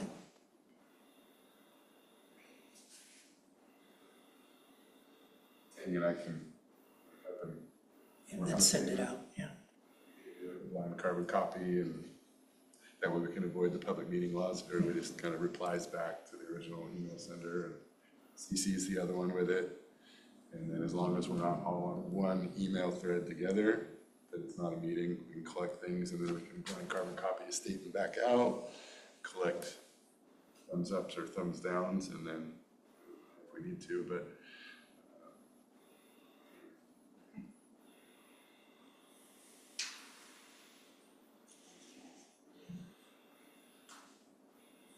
I think we've done it. I know you will. I think I saw a hand raised from Paul earlier, and I did.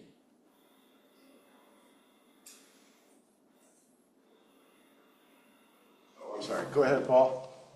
Thanks, Will and Marley. Before you guys close out, I wanted to ask Marley why those street renderings weren't in the packet. So if someone goes, it wasn't on the agenda either, as I recall. So if somebody's looking to see what you guys are going to discuss this evening, that was a pretty major part of your meeting, and it came out of nowhere. I got these plans at 9 in the morning yesterday. To Paul's point, that also came up in CAC, that links to agenda packets, any and all documents, and then additional context on the agendas was added. There was something that came through that we saw one time and nobody knew that this is the last time we were going to see it before it went to council, and so that was kind of a shock. And so there is a common thread there, I think, not just with that comment. That might be another ask, is any and all pertinent information be added to the agenda with links to any and all packets and information that we can ahead of time. Do we want to make a motion to modify the agenda packet to include this document? I know it's posted, Retroactively. meeting, but that way on the website, for the record, it's in there. But it wasn't. Tanny, wouldn't this automatically be included in it because it was handed out at the meeting? Would it automatically be scanned and made part of the record? It would be made part of the next record, so it would be included as part of the minutes for this meeting. Okay. So same effect. Yes. Unless the public wanted to comment on it. Then we had an opportunity, Yeah. except for Paul. The other option there is next meeting, just include this as part of minutes, and next meeting, add it to the agenda in addition to Mike, so public can comment on it at the next meeting. I mean, if she's gonna bring back our conversation anyway, there might be a new print, so the old and new in it. Is that what it would include, maybe? A and B, Yeah. blank one for C. No. I can do like a staff report, sort of like what you would do for council. I know we don't normally do the staff reports for committees necessarily, but I could make a staff report similar to the council staff reports. And sort of talk about what was discussed at the previous meeting, and then also include the plans, and then also include feedback from the conversation with them. That way you have something to read and respond to, and it's not just me speaking it at the meeting and then you hearing it and having to respond, digest and respond it in one meeting.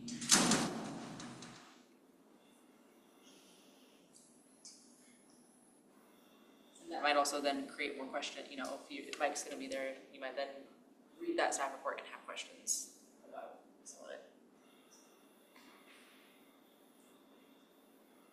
Happy to include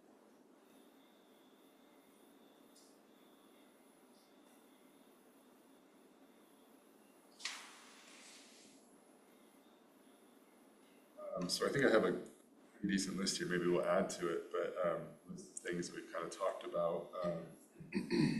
Has Ethan seen the plans, was a question. Potentially receiving the date of the meeting that URA discussed that road through the mall, so we can go back and review that. That was a large piece of information I had no idea about. I don't know how many of you else were surprised by that, but that's quite a revelation to me. Yeah, and I also haven't said too much about that because I can't recall if it was an executive session or not.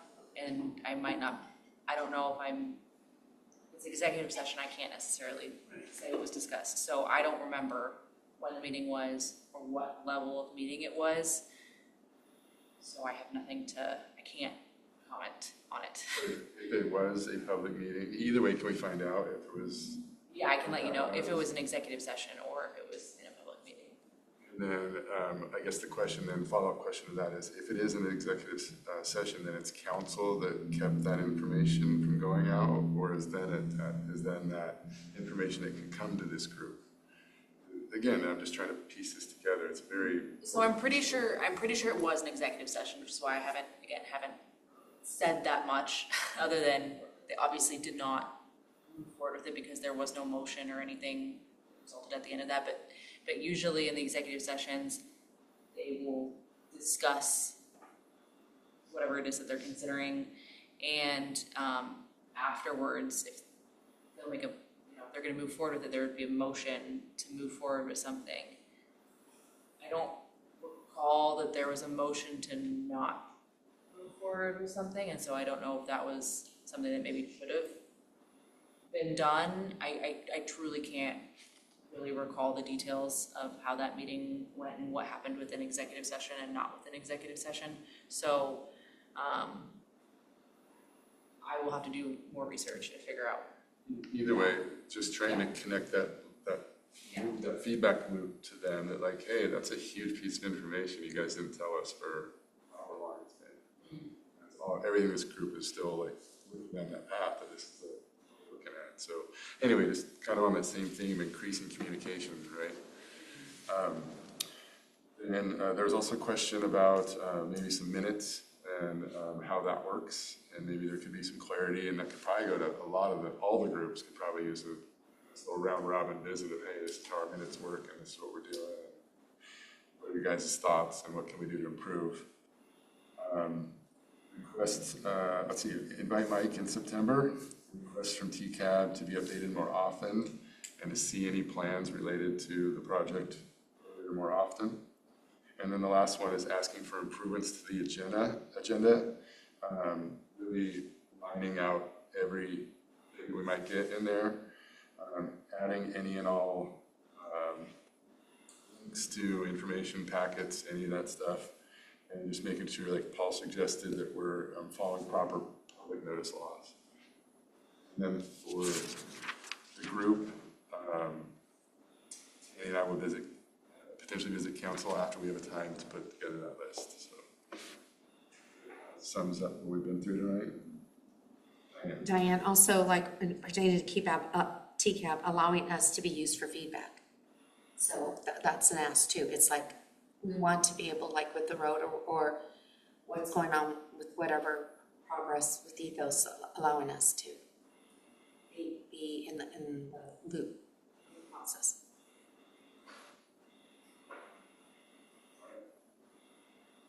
I have a question. We had so many meetings that we canceled in the past year or so. One of the things that we might not have had, items for discussion or conversation.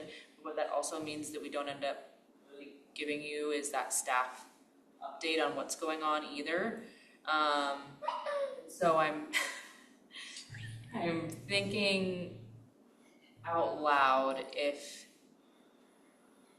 we do cancel a meeting, do you want there to be at least some sort of brief staff update, or like we attempt to put together a staff update with that cancellation? Is that appropriate or not appropriate? Because you do lose that feedback loop, or those like more continuous updates if there isn't a meeting. Or do you want to have a meeting even if there's nothing to talk about and you just want a staff update?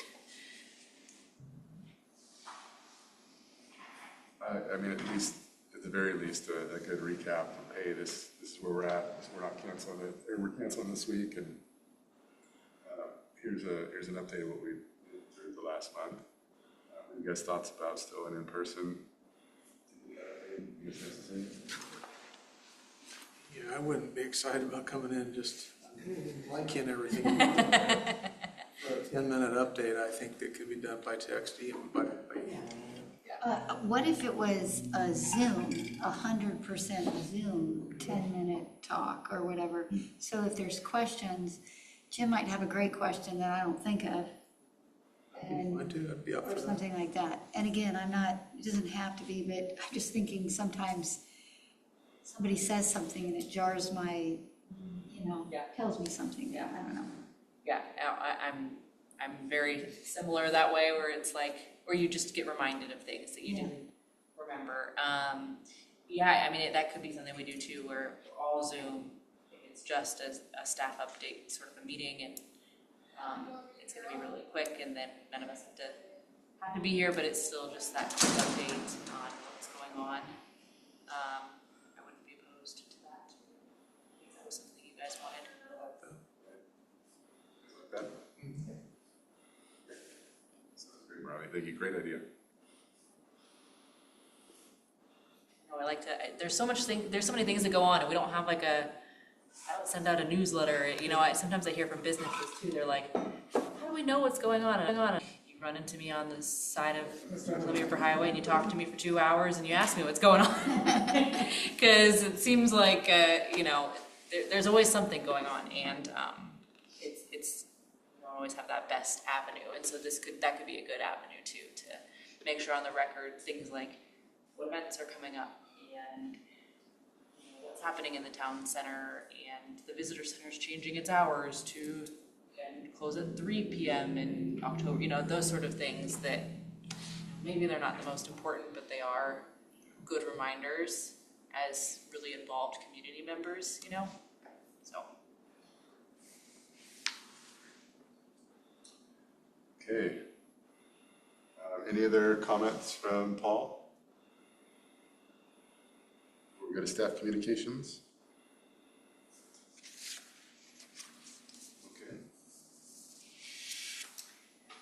Okay, well, staff communications.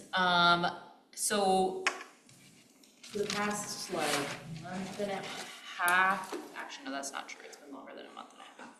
I don't know, I would say 2 months since the end of June. I've been in communication with Chet Hagan, who manages the Mid-County Lighting District, which is our street lighting liaison. And Erica and I had Chet come out to Troutdale to ask some questions about our streetlights and get some clarification on a couple of things, and sort of walk around and talk about some concerns I have of some things. And one of my big concerns was that the paint really needs to be redone on all of them. People have applied a lot of stickers to them. There's paint fading, and so some of them even look red in certain spots, and they just really could use some TLC and some freshening up to bring some new life back to them. And so we talked about that, and Chet said that was actually something that was on his radar as well, and that they were working on a contract prior, I think it was actually prior to COVID, and then it just sort of fell off the radar. I believe it's with the city of Portland to actually repaint these. And so he's been working on a contract with them since then, and I just got an email from him yesterday, I think it is, that the contract has been finalized on that. So we are, and they're paying for this, they're covering that cost. So all of our downtown street light poles, the decorative poles, will be repainted the same color that they are right now, but new paint, so they look new. So it's really exciting. So those will look nice and pretty and new again. Part of that process is also going to involve taking all the brackets and signs off of them. So my request has been to coordinate with Multnomah County Transportation about the signage, because I've also previously walked all downtown with their sign department and talked to them about my many concerns with our signs downtown and how could we make improvements to those. I was informed that our parking signs are actually larger than standard and they don't need to be that big, which it would be nice if they could be smaller and where possible not placed on our light poles, because what that does is for a large portion of our poles you actually can't have the street banner signs because the sign is too tall to then fit the banner and then also have the flower bracket as well. So what I would like to do is coordinate with Multnomah County, and before they put those signs back on the newly painted poles, figure out if there's any that we can place somewhere else. Like, does it actually need to go back on this pole, or is it not a necessary sign, or could it be somewhere else? And also, can we place it at a height where we can still have those street sign banners? It would be really nice to have the whole street lined with them. And then Chet also put me in contact with the company that manufactures our streetlight poles, and they actually make a custom bracket for the poles that are specifically made for banners and flower basket hangers that accommodate the flutedness of the pole. It's not standard. It's not like a perfect cylinder. So we've always struggled with getting the right sort of bracket for those. So I am waiting on a quote from them on how much it would cost to replace all of our street banner brackets and flower basket brackets. Don't know what it's going to cost. We do have a little bit of budget for town center plan implementation that this would potentially be it's like we have $10,000 is in the budget for town center plan implementation. This is potentially a way to use those funds because it is discussed in the town center plan. And I'll show you, let me share my screen again.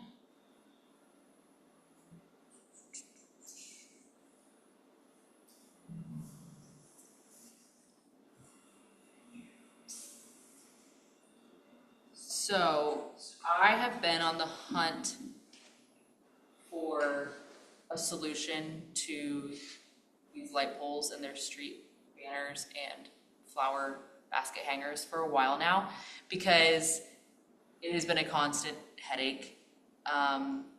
The flower basket brackets are all turned sideways because if they're over the sidewalk, then they drip onto the heads of people who are walking, and if they're over the street, the parking area, then they drip onto the cars every day when they get watered. And so they're all turned sideways. And so then that means that you don't actually you can't put the bracket for the sign in a place that makes sense, and it's wonky. If you spend any time staring at the light poles like I do, it's really wonky. Just take my word for it. And so I've always had this idea of wanting to have brackets that are the top bracket is just one bracket. One side is the flower hanger and one side is the street banner. And a couple of years ago, I identified a company that makes these hanging flower baskets that don't actually drip. They have a reservoir in the bottom, and so they hold water for longer, and supposedly that requires less watering, and it doesn't drip, so it's great. So I really wanted to buy those. Haven't bought them yet, but I'm hoping that we can get those for the future, and then they'd be able to hang so that they're directly over the sidewalk. And then the street banner can hang so that it's directly over the parked car area. So this is the spec of what that would look like. And to the point about the street signs, if we find that the street signs have to be a certain height and a certain width and everything like that, these brackets are adjustable. So we can adjust that and then just have a different standard for what size street banners we buy when we purchase them every time. It just means that we would make that adjustment. But it would be really nice to be able to have every pole be uniform and really clean in downtown and not be cluttered with signs. So that's one of the projects I've been working on that is very relevant to you guys. So I don't know if you have any comments on that, but. I think it sounds great. I like it. Good work getting Multnomah County to paint those too. That's incredible. It was great. I left that conversation being like, no one has ever offered to do so many things for us where we don't have to pay anything, and done it in less than 6 months, and like sent a follow-up email with like, I'm working on this, like we're doing great. I am very happy at how like well this project is moving forward. Some of the other things that I'm waiting for a quote from them on is not every single one of those light poles downtown are actually owned by the district. When I say owned, I mean they're not like the street lights. The ones specifically that we own entirely and like are responsible for maintaining are within Mayor Square Park, Mayor Square parking lot. And the parking lot ones are great because they're brand new. They were done when we redid the parking lot, so they're amazing and they don't need any updates. They don't even need to be repainted. But the ones in Mayor Square Park are the most poorly painted of all of them. They're practically completely red at this point. Like there's almost no paint left on them. And so they need the paint the most, and that would be something that city would have to pay for. Luckily, it's only 4 poles, so I'm still waiting to get that quote to understand how much that's gonna cost. But additionally, they all need new globes. So that top, this right here is the globe. And Mid-County Lighting District updated all of our globes in downtown streetlights 2018, I think it was. 2019 maybe. It was right after I started, and it went from the halogen to the LED. And our Mayor Square Park ones didn't get updated because that would have been on the city to have done that, and we didn't do it. So they don't match the rest of the streetlights downtown. They have a different glow. They don't put off very much light, whereas the LEDs put off a lot more light. And because that's a park, it's really not well illuminated at all. Like when you leave tonight, if you want to drive by Mayor Square, you'll see what I'm talking about. Like it's really dark at that park, and so it's kind of the place that really nice to have more light over there. So I'm hoping we can also update those globes, but again, I'm still waiting on the cost of that, so I don't know what that would look like. But I've also put this whole project in front of Bill and said, Bill Peterson is our grant guru. So I've said, if you see any grants out there that seem to align with this project, let me know, because I would like to apply for them, because it would be nice to get these all updated at the same time. So. Follow-up question for you regarding the street signage.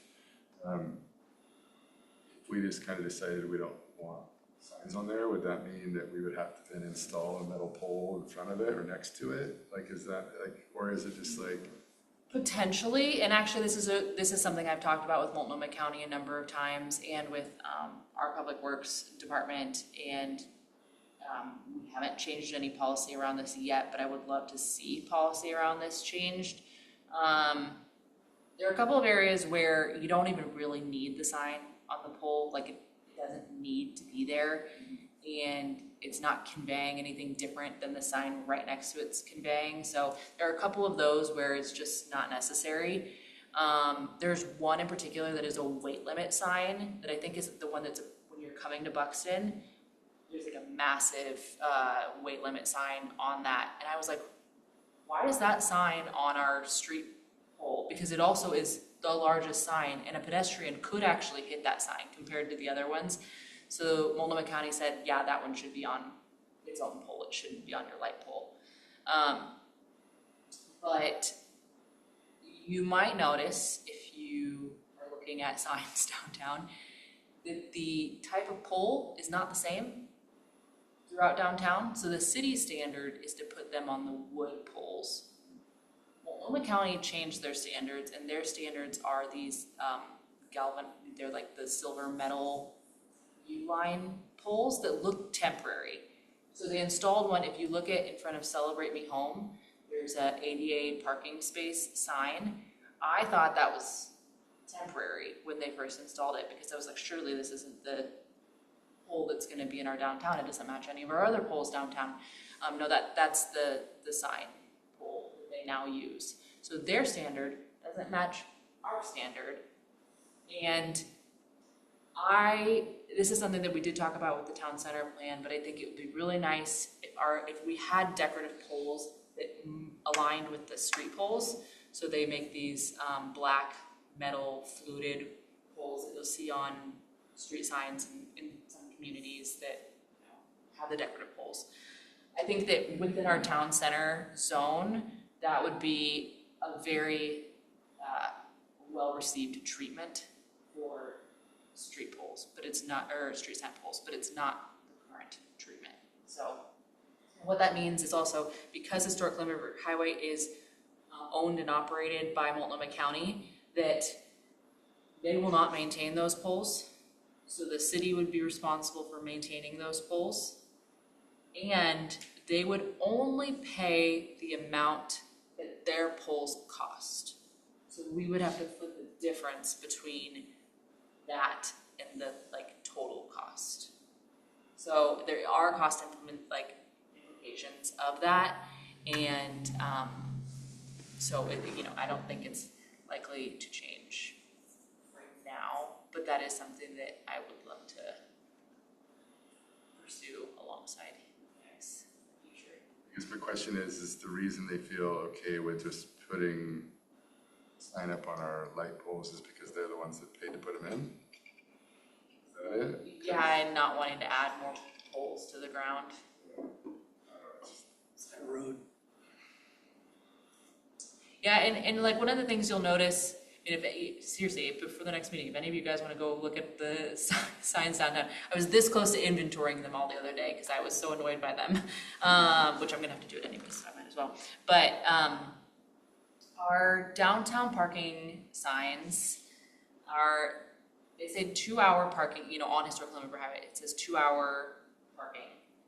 And then it says 8 a.m. to 6 p.m. And that 8 a.m. to 6 p.m. takes up so much space on the sign. And as we're all aware, we don't actually enforce that standard currently. So it's taking up a whole lot of real estate for something that we're not actually following. And so I'm wondering if there's a different way to word that where it maybe takes up less room, or do we need to state it? Does it need to be stated on every single sign, or can it be stated on one sign per block? I don't know. These are questions that I have for Multnomah County around the signage. What all needs to be signed downtown.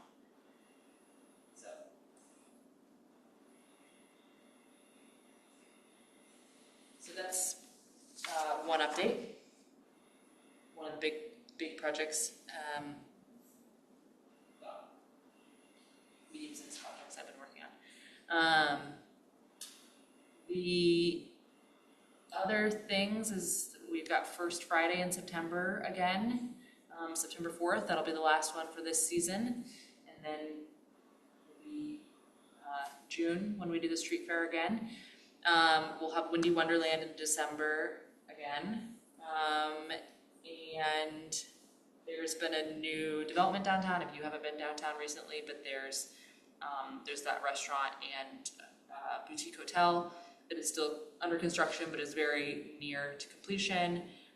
And then across the street, the vacant lot that is just growing weeds and had a really ugly fence around it for years has been turned into sort of public-private park ish space.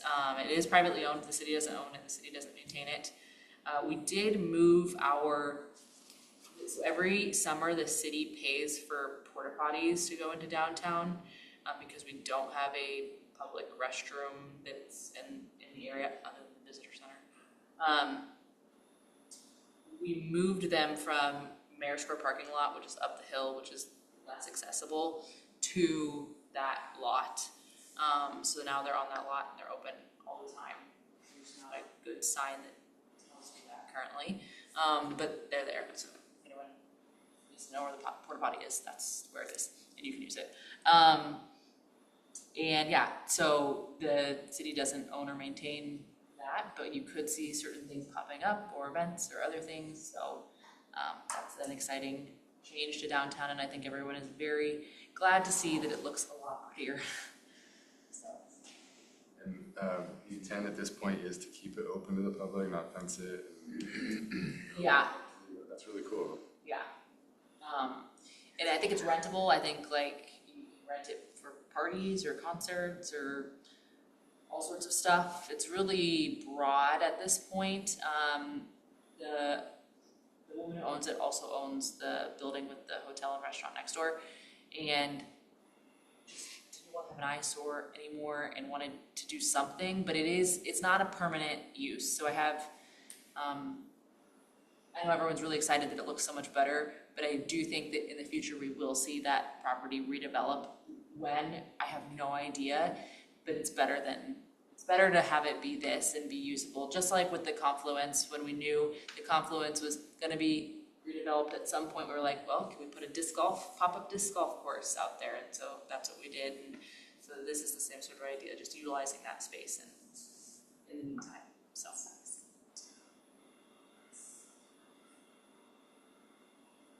I don't think I have a ton of other updates, but I will email them to you. But I think, we did earlier in this year, went to City Council and updated the municipal code standards for transient lodging tax, which this isn't necessarily super relevant to this group, but there are some Airbnbs within our downtown, and this was really to address the short-term rentals and create a regulatory process for them to be permitted, and then also for them to pay those taxes that they're supposed to pay to us. And we received our first quarterly check for TLT from Airbnb, so they're officially remitting the tax, which is pretty cool. So, That for a while, right? yeah, so the TLT is, everyone submits it quarterly, and so we passed this in January and it was effective in February, and so I think it was Q2 that they finally started collecting it on everything. So we have the first payment that we received is the Q2 payment, and so not this year, but next year will be the first year that we have like the entire year's worth of data on how much revenue that is. Does that transient lodging tax go into the fund for like what you're doing for downtown and all that, or does that go into general fund, or? Yeah, the city's transient lodging tax is 6.95%, and we actually have one of the oldest transient lodging taxes in the state. I found that out through doing all my research. Like, I think the second oldest. I'm pretty sure Portland is the only one that's like ahead of us, which is crazy, I think.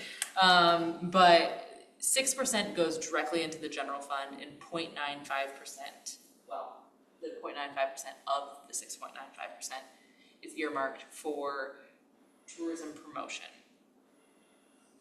And we did add that definition of what tourism promotion is to municipal code update. So it is clear what the intent of those dollars are. And if you look at your budget book and you go to the Tourism and Economic Development Division, I updated the that first page that's before every division section where they put a little summary of the division and whatnot. I updated it to include a lot more details of the division and what the division does and what the money is spent on, and how much money needs to be dedicated to tourism promotion based on that tax dollar amount. So if you're curious, you can go, the new budget is on the website finally, so check it out if you want to.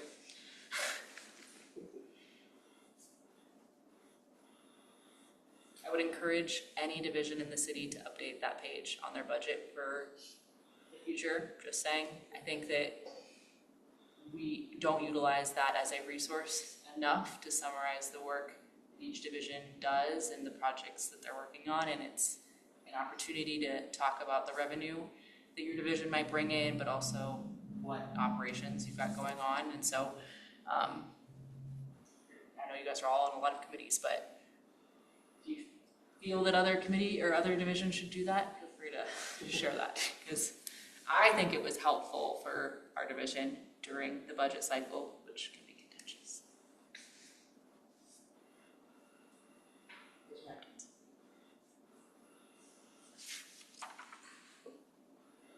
Any questions or comments?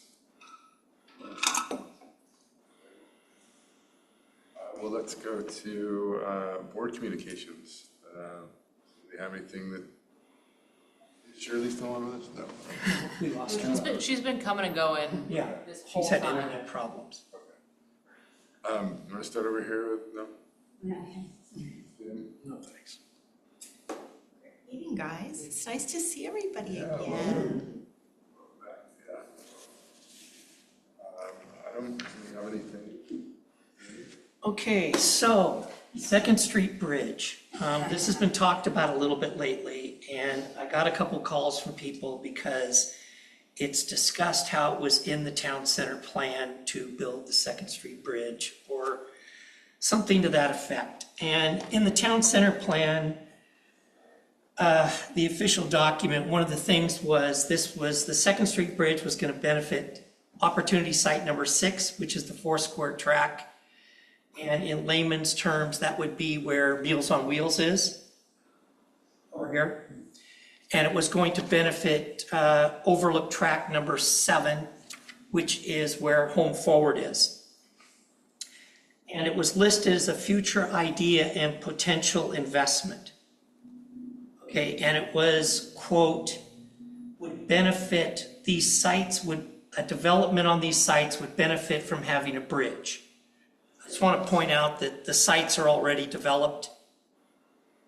And along with that, I'm just going to give you a snippet of the list. But along with this is a suggestion of acquiring property for a roundabout, a satellite parking lot for overflow parking, public works facility being moved, a fire station, community garden or food bank garden, a golf cart hub and rental facility. So there was a lot of things that were in there as suggestions. Okay, and that was one of them. But then if I go further and I look at the Confluence site,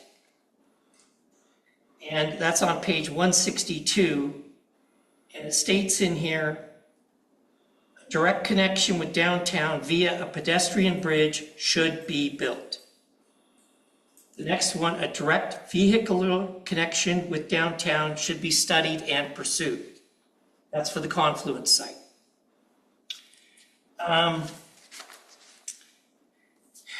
And then if I go down in urban renewal area and Confluence site expectations, I basically have the same thing, but this is a central parking facility garage should be established. Direct connection with downtown via pedestrian bridge should be built. Direct vehicle connection with downtown should be studied and constructed.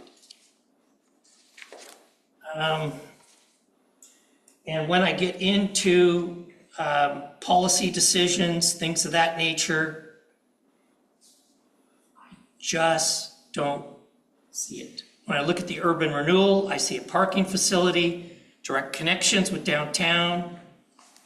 I don't see this one in particular listed. It's listed as a possibility. It's listed, in my opinion, more from an idea standpoint.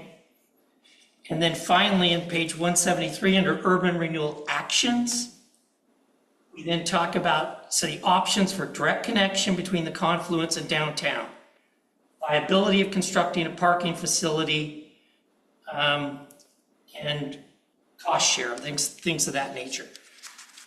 So I guess what I'm trying to say is when I read this, I think it was something that the town center people talked about.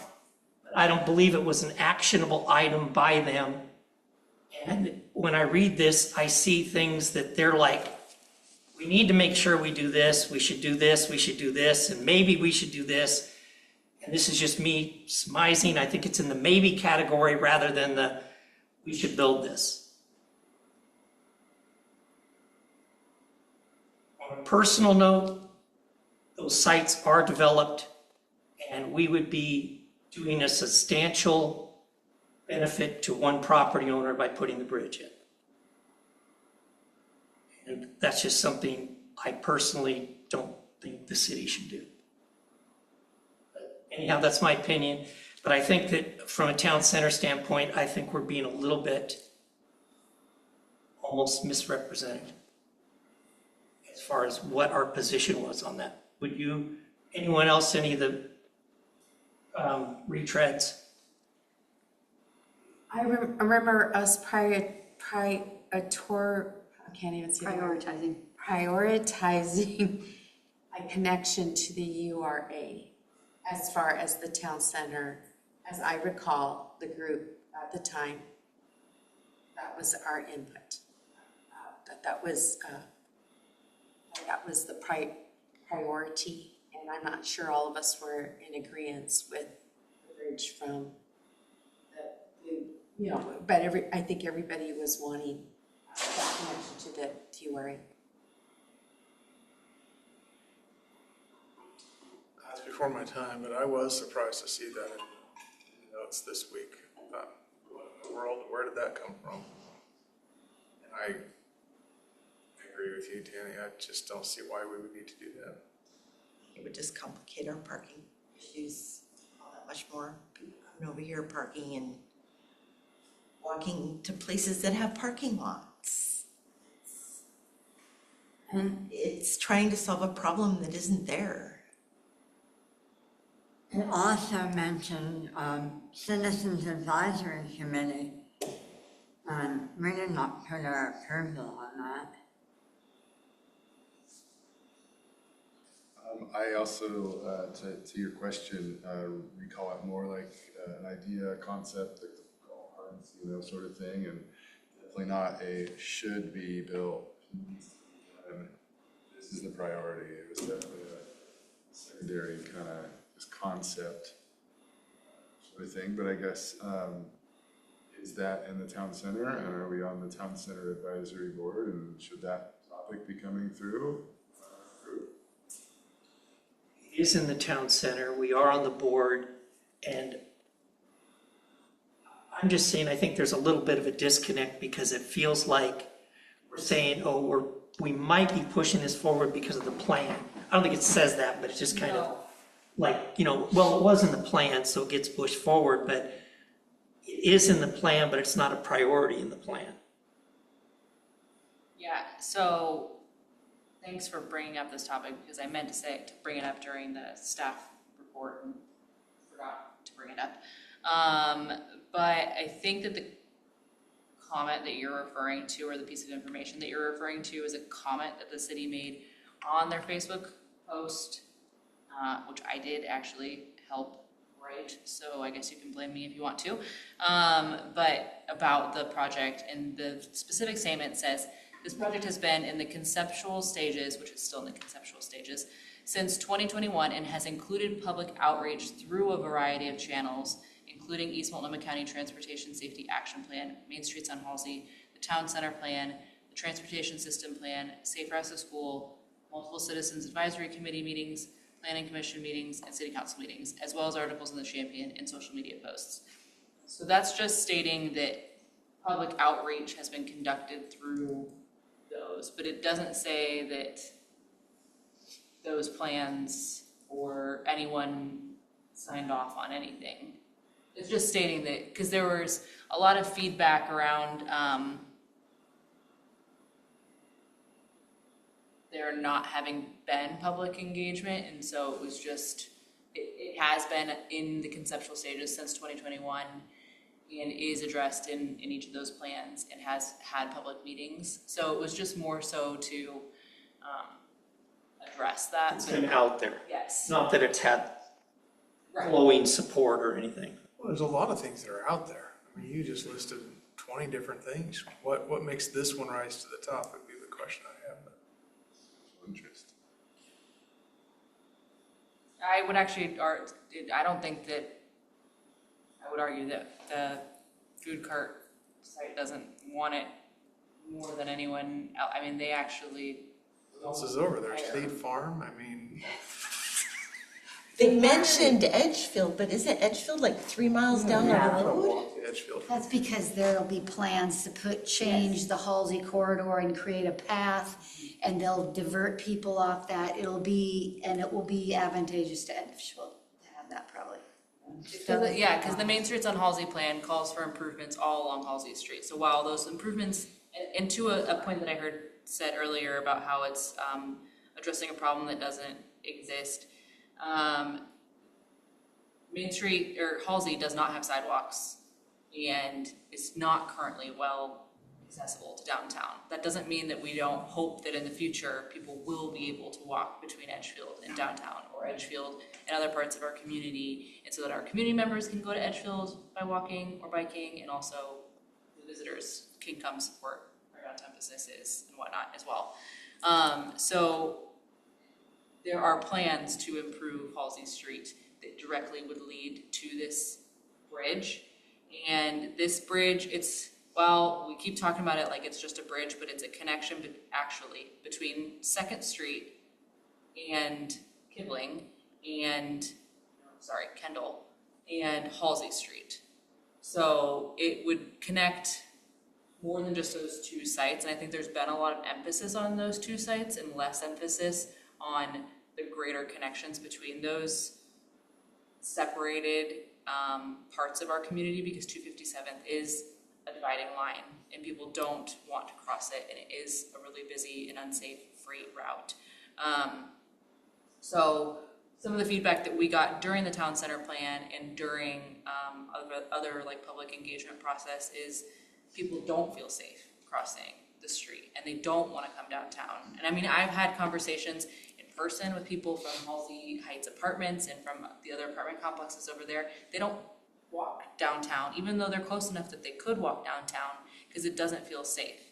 And so I think that the bridge is seen more as, like, it's hard when we're talking about it as one isolated project, when really the intent is that it will interconnect with the larger vision. And like with the Chalk Trail, right now the Chalk Trail comes through Sharon Nesbitt Heritage Park and it ends at the visitor center.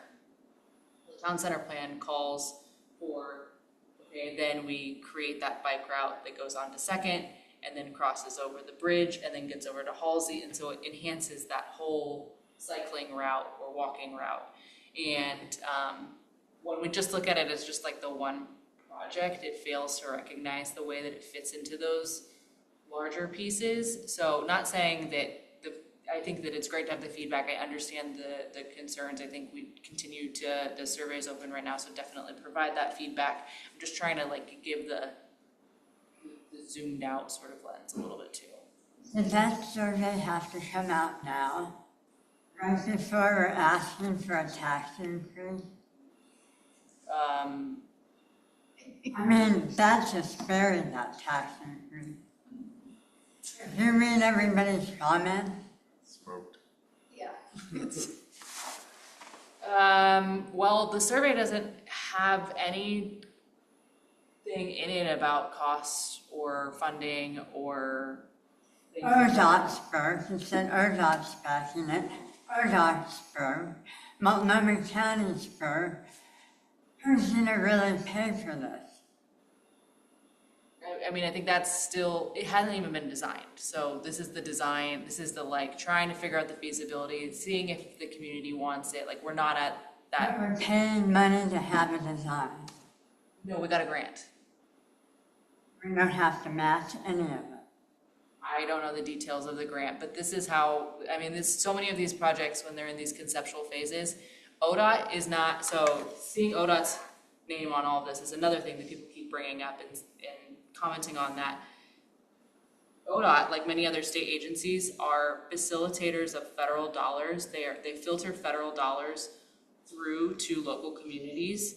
And so they have tons of different grant programs that local communities can apply for to be able to pursue these large, big projects.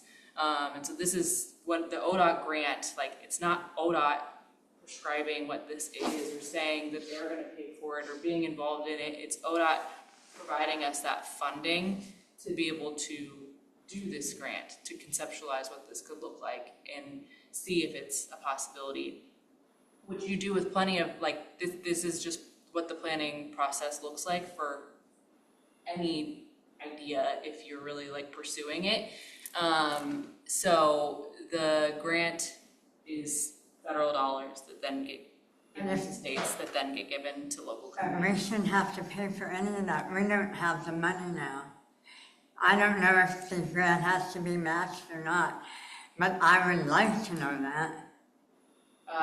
Erica's the project manager on the grant, so you could email her that question. I don't know the details of it. I just say, here's what I know, or at least what I believe. The grant's like $195,000. Most of that's been expensed. And the city has pitched in like 22 or 25,000 or something like that. So it's been substantially less. The only thing I would say to this is I think in general our timing isn't the best. And I think, this is us not really looking at the whole universe with everything that's going on. But I would also say, I think that if we go to ODOT or Aunt Jemima or, the state or whoever and ask for money for a bridge, and we get this one, and then we ask for a bridge to be someplace else, and we get told, no, you already got a bridge, that's gonna cost us much, much more than that ever would. Because if we don't connect those two areas, I can virtually guarantee you one of them's gonna perish. You might not think so, but those two areas are gonna have to be connected. You're gonna have any type of commerce. And that's just where I'm coming from. I think we need to, I'm just more of saving your chips for what you want, rather than small shiny ball. To clarify, the bridge for connecting the confluence and downtown is still a bike head bridge. It's not a vehicle bridge, right? Correct. But there's discussion in the town center plan extensively about taking Kibling over to a parking structure. That's listed in there many times.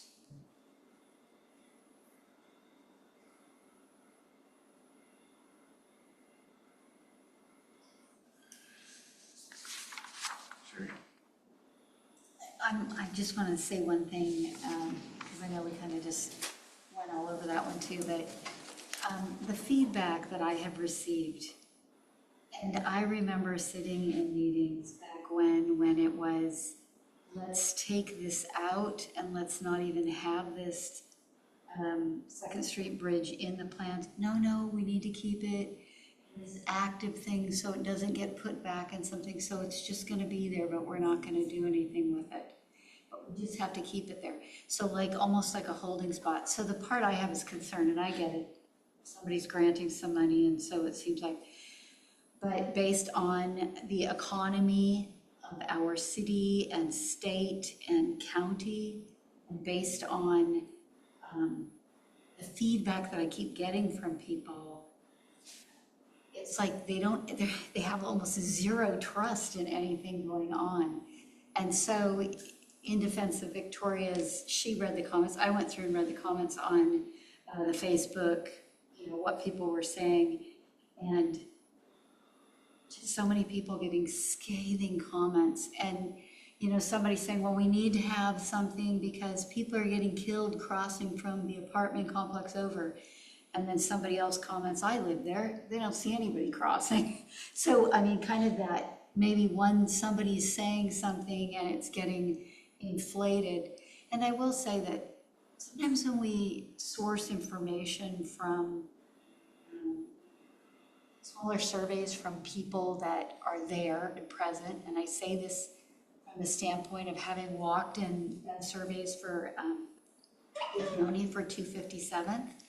257th, they laid it out there. They said, if you could have anything you wanted, money being no object, tell us what you want.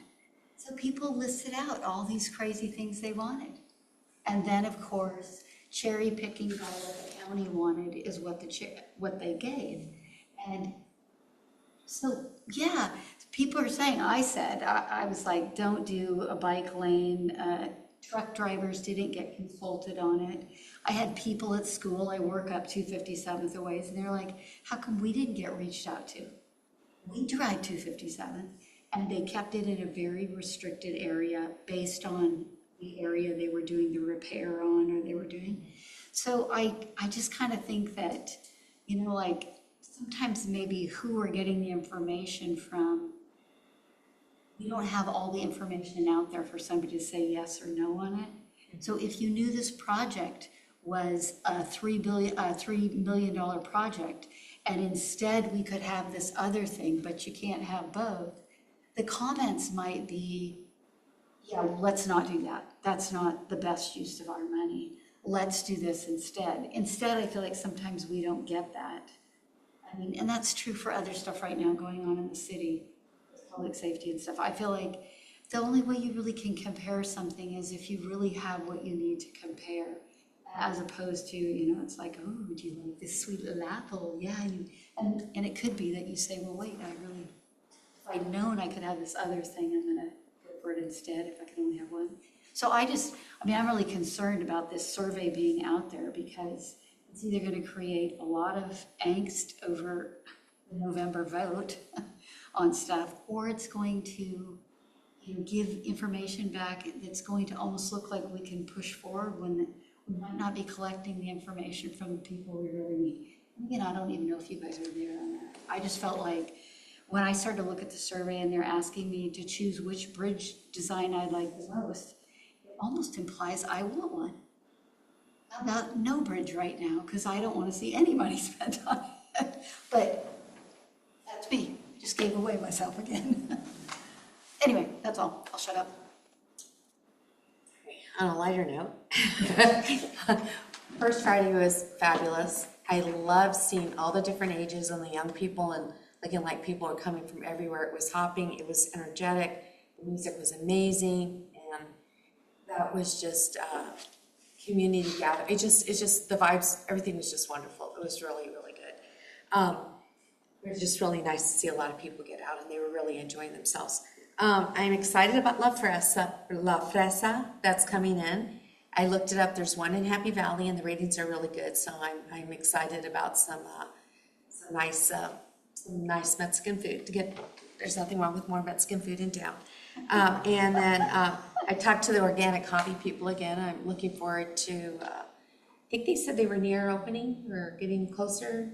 Yeah, I think so. I don't know if they have a specific date yet, Okay. but I do think that the traveling chef is going to be opening very soon. Okay, so I did sponsor the organic coffee. They had a little booth outside for First Friday, so that was nice that they're trying to be out there and trying to meet people and be part of the community. She's very engaging, and there's another person involved as well. So it's just nice to see things, more things coming up for giving people options that come to Troutdale, and all these youth and everybody coming in, and the river's getting used, and it's nice to see they're paddleboarding and using it in so many different ways. I have issues with the gangs, but there's still some little people trying to do their boombox that like has really good sound that looks like quality of a convention band. I mean, that's how loud it is. Yeah, but I heard those today. we called on one of them, and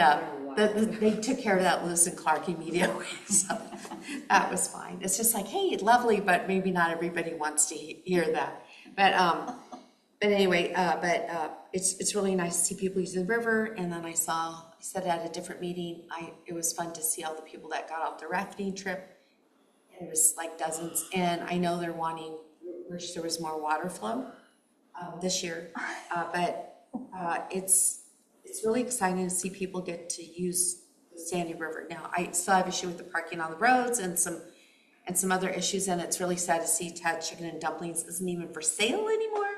So that sign's been down for, I believe, a month or so. So I have no clue what's going on with that. I looked it up to see who was the owner.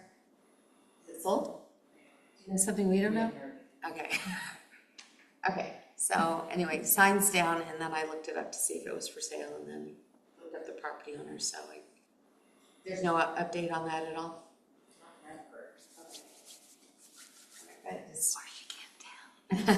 Anyway, I but, haven't heard anything in a while. yeah, We did talk with Multnomah County about a path forward for being able to, because there were some issues with the zoning and being able to use the parking across the street and stuff like that. So I believe that we have a path forward for that, should there be someone who. there is a path forward for usage of the parking lot across. Nice. Should anyone come out of the woodworks and decide they want to do it, but. Okay. Okay. That's it for me, thank you. Any last comments? Entertain a motion to adjourn. Sherry, I say we adjourn, no, I make a motion, we adjourn. Second. All in favor? Aye. See you guys next month.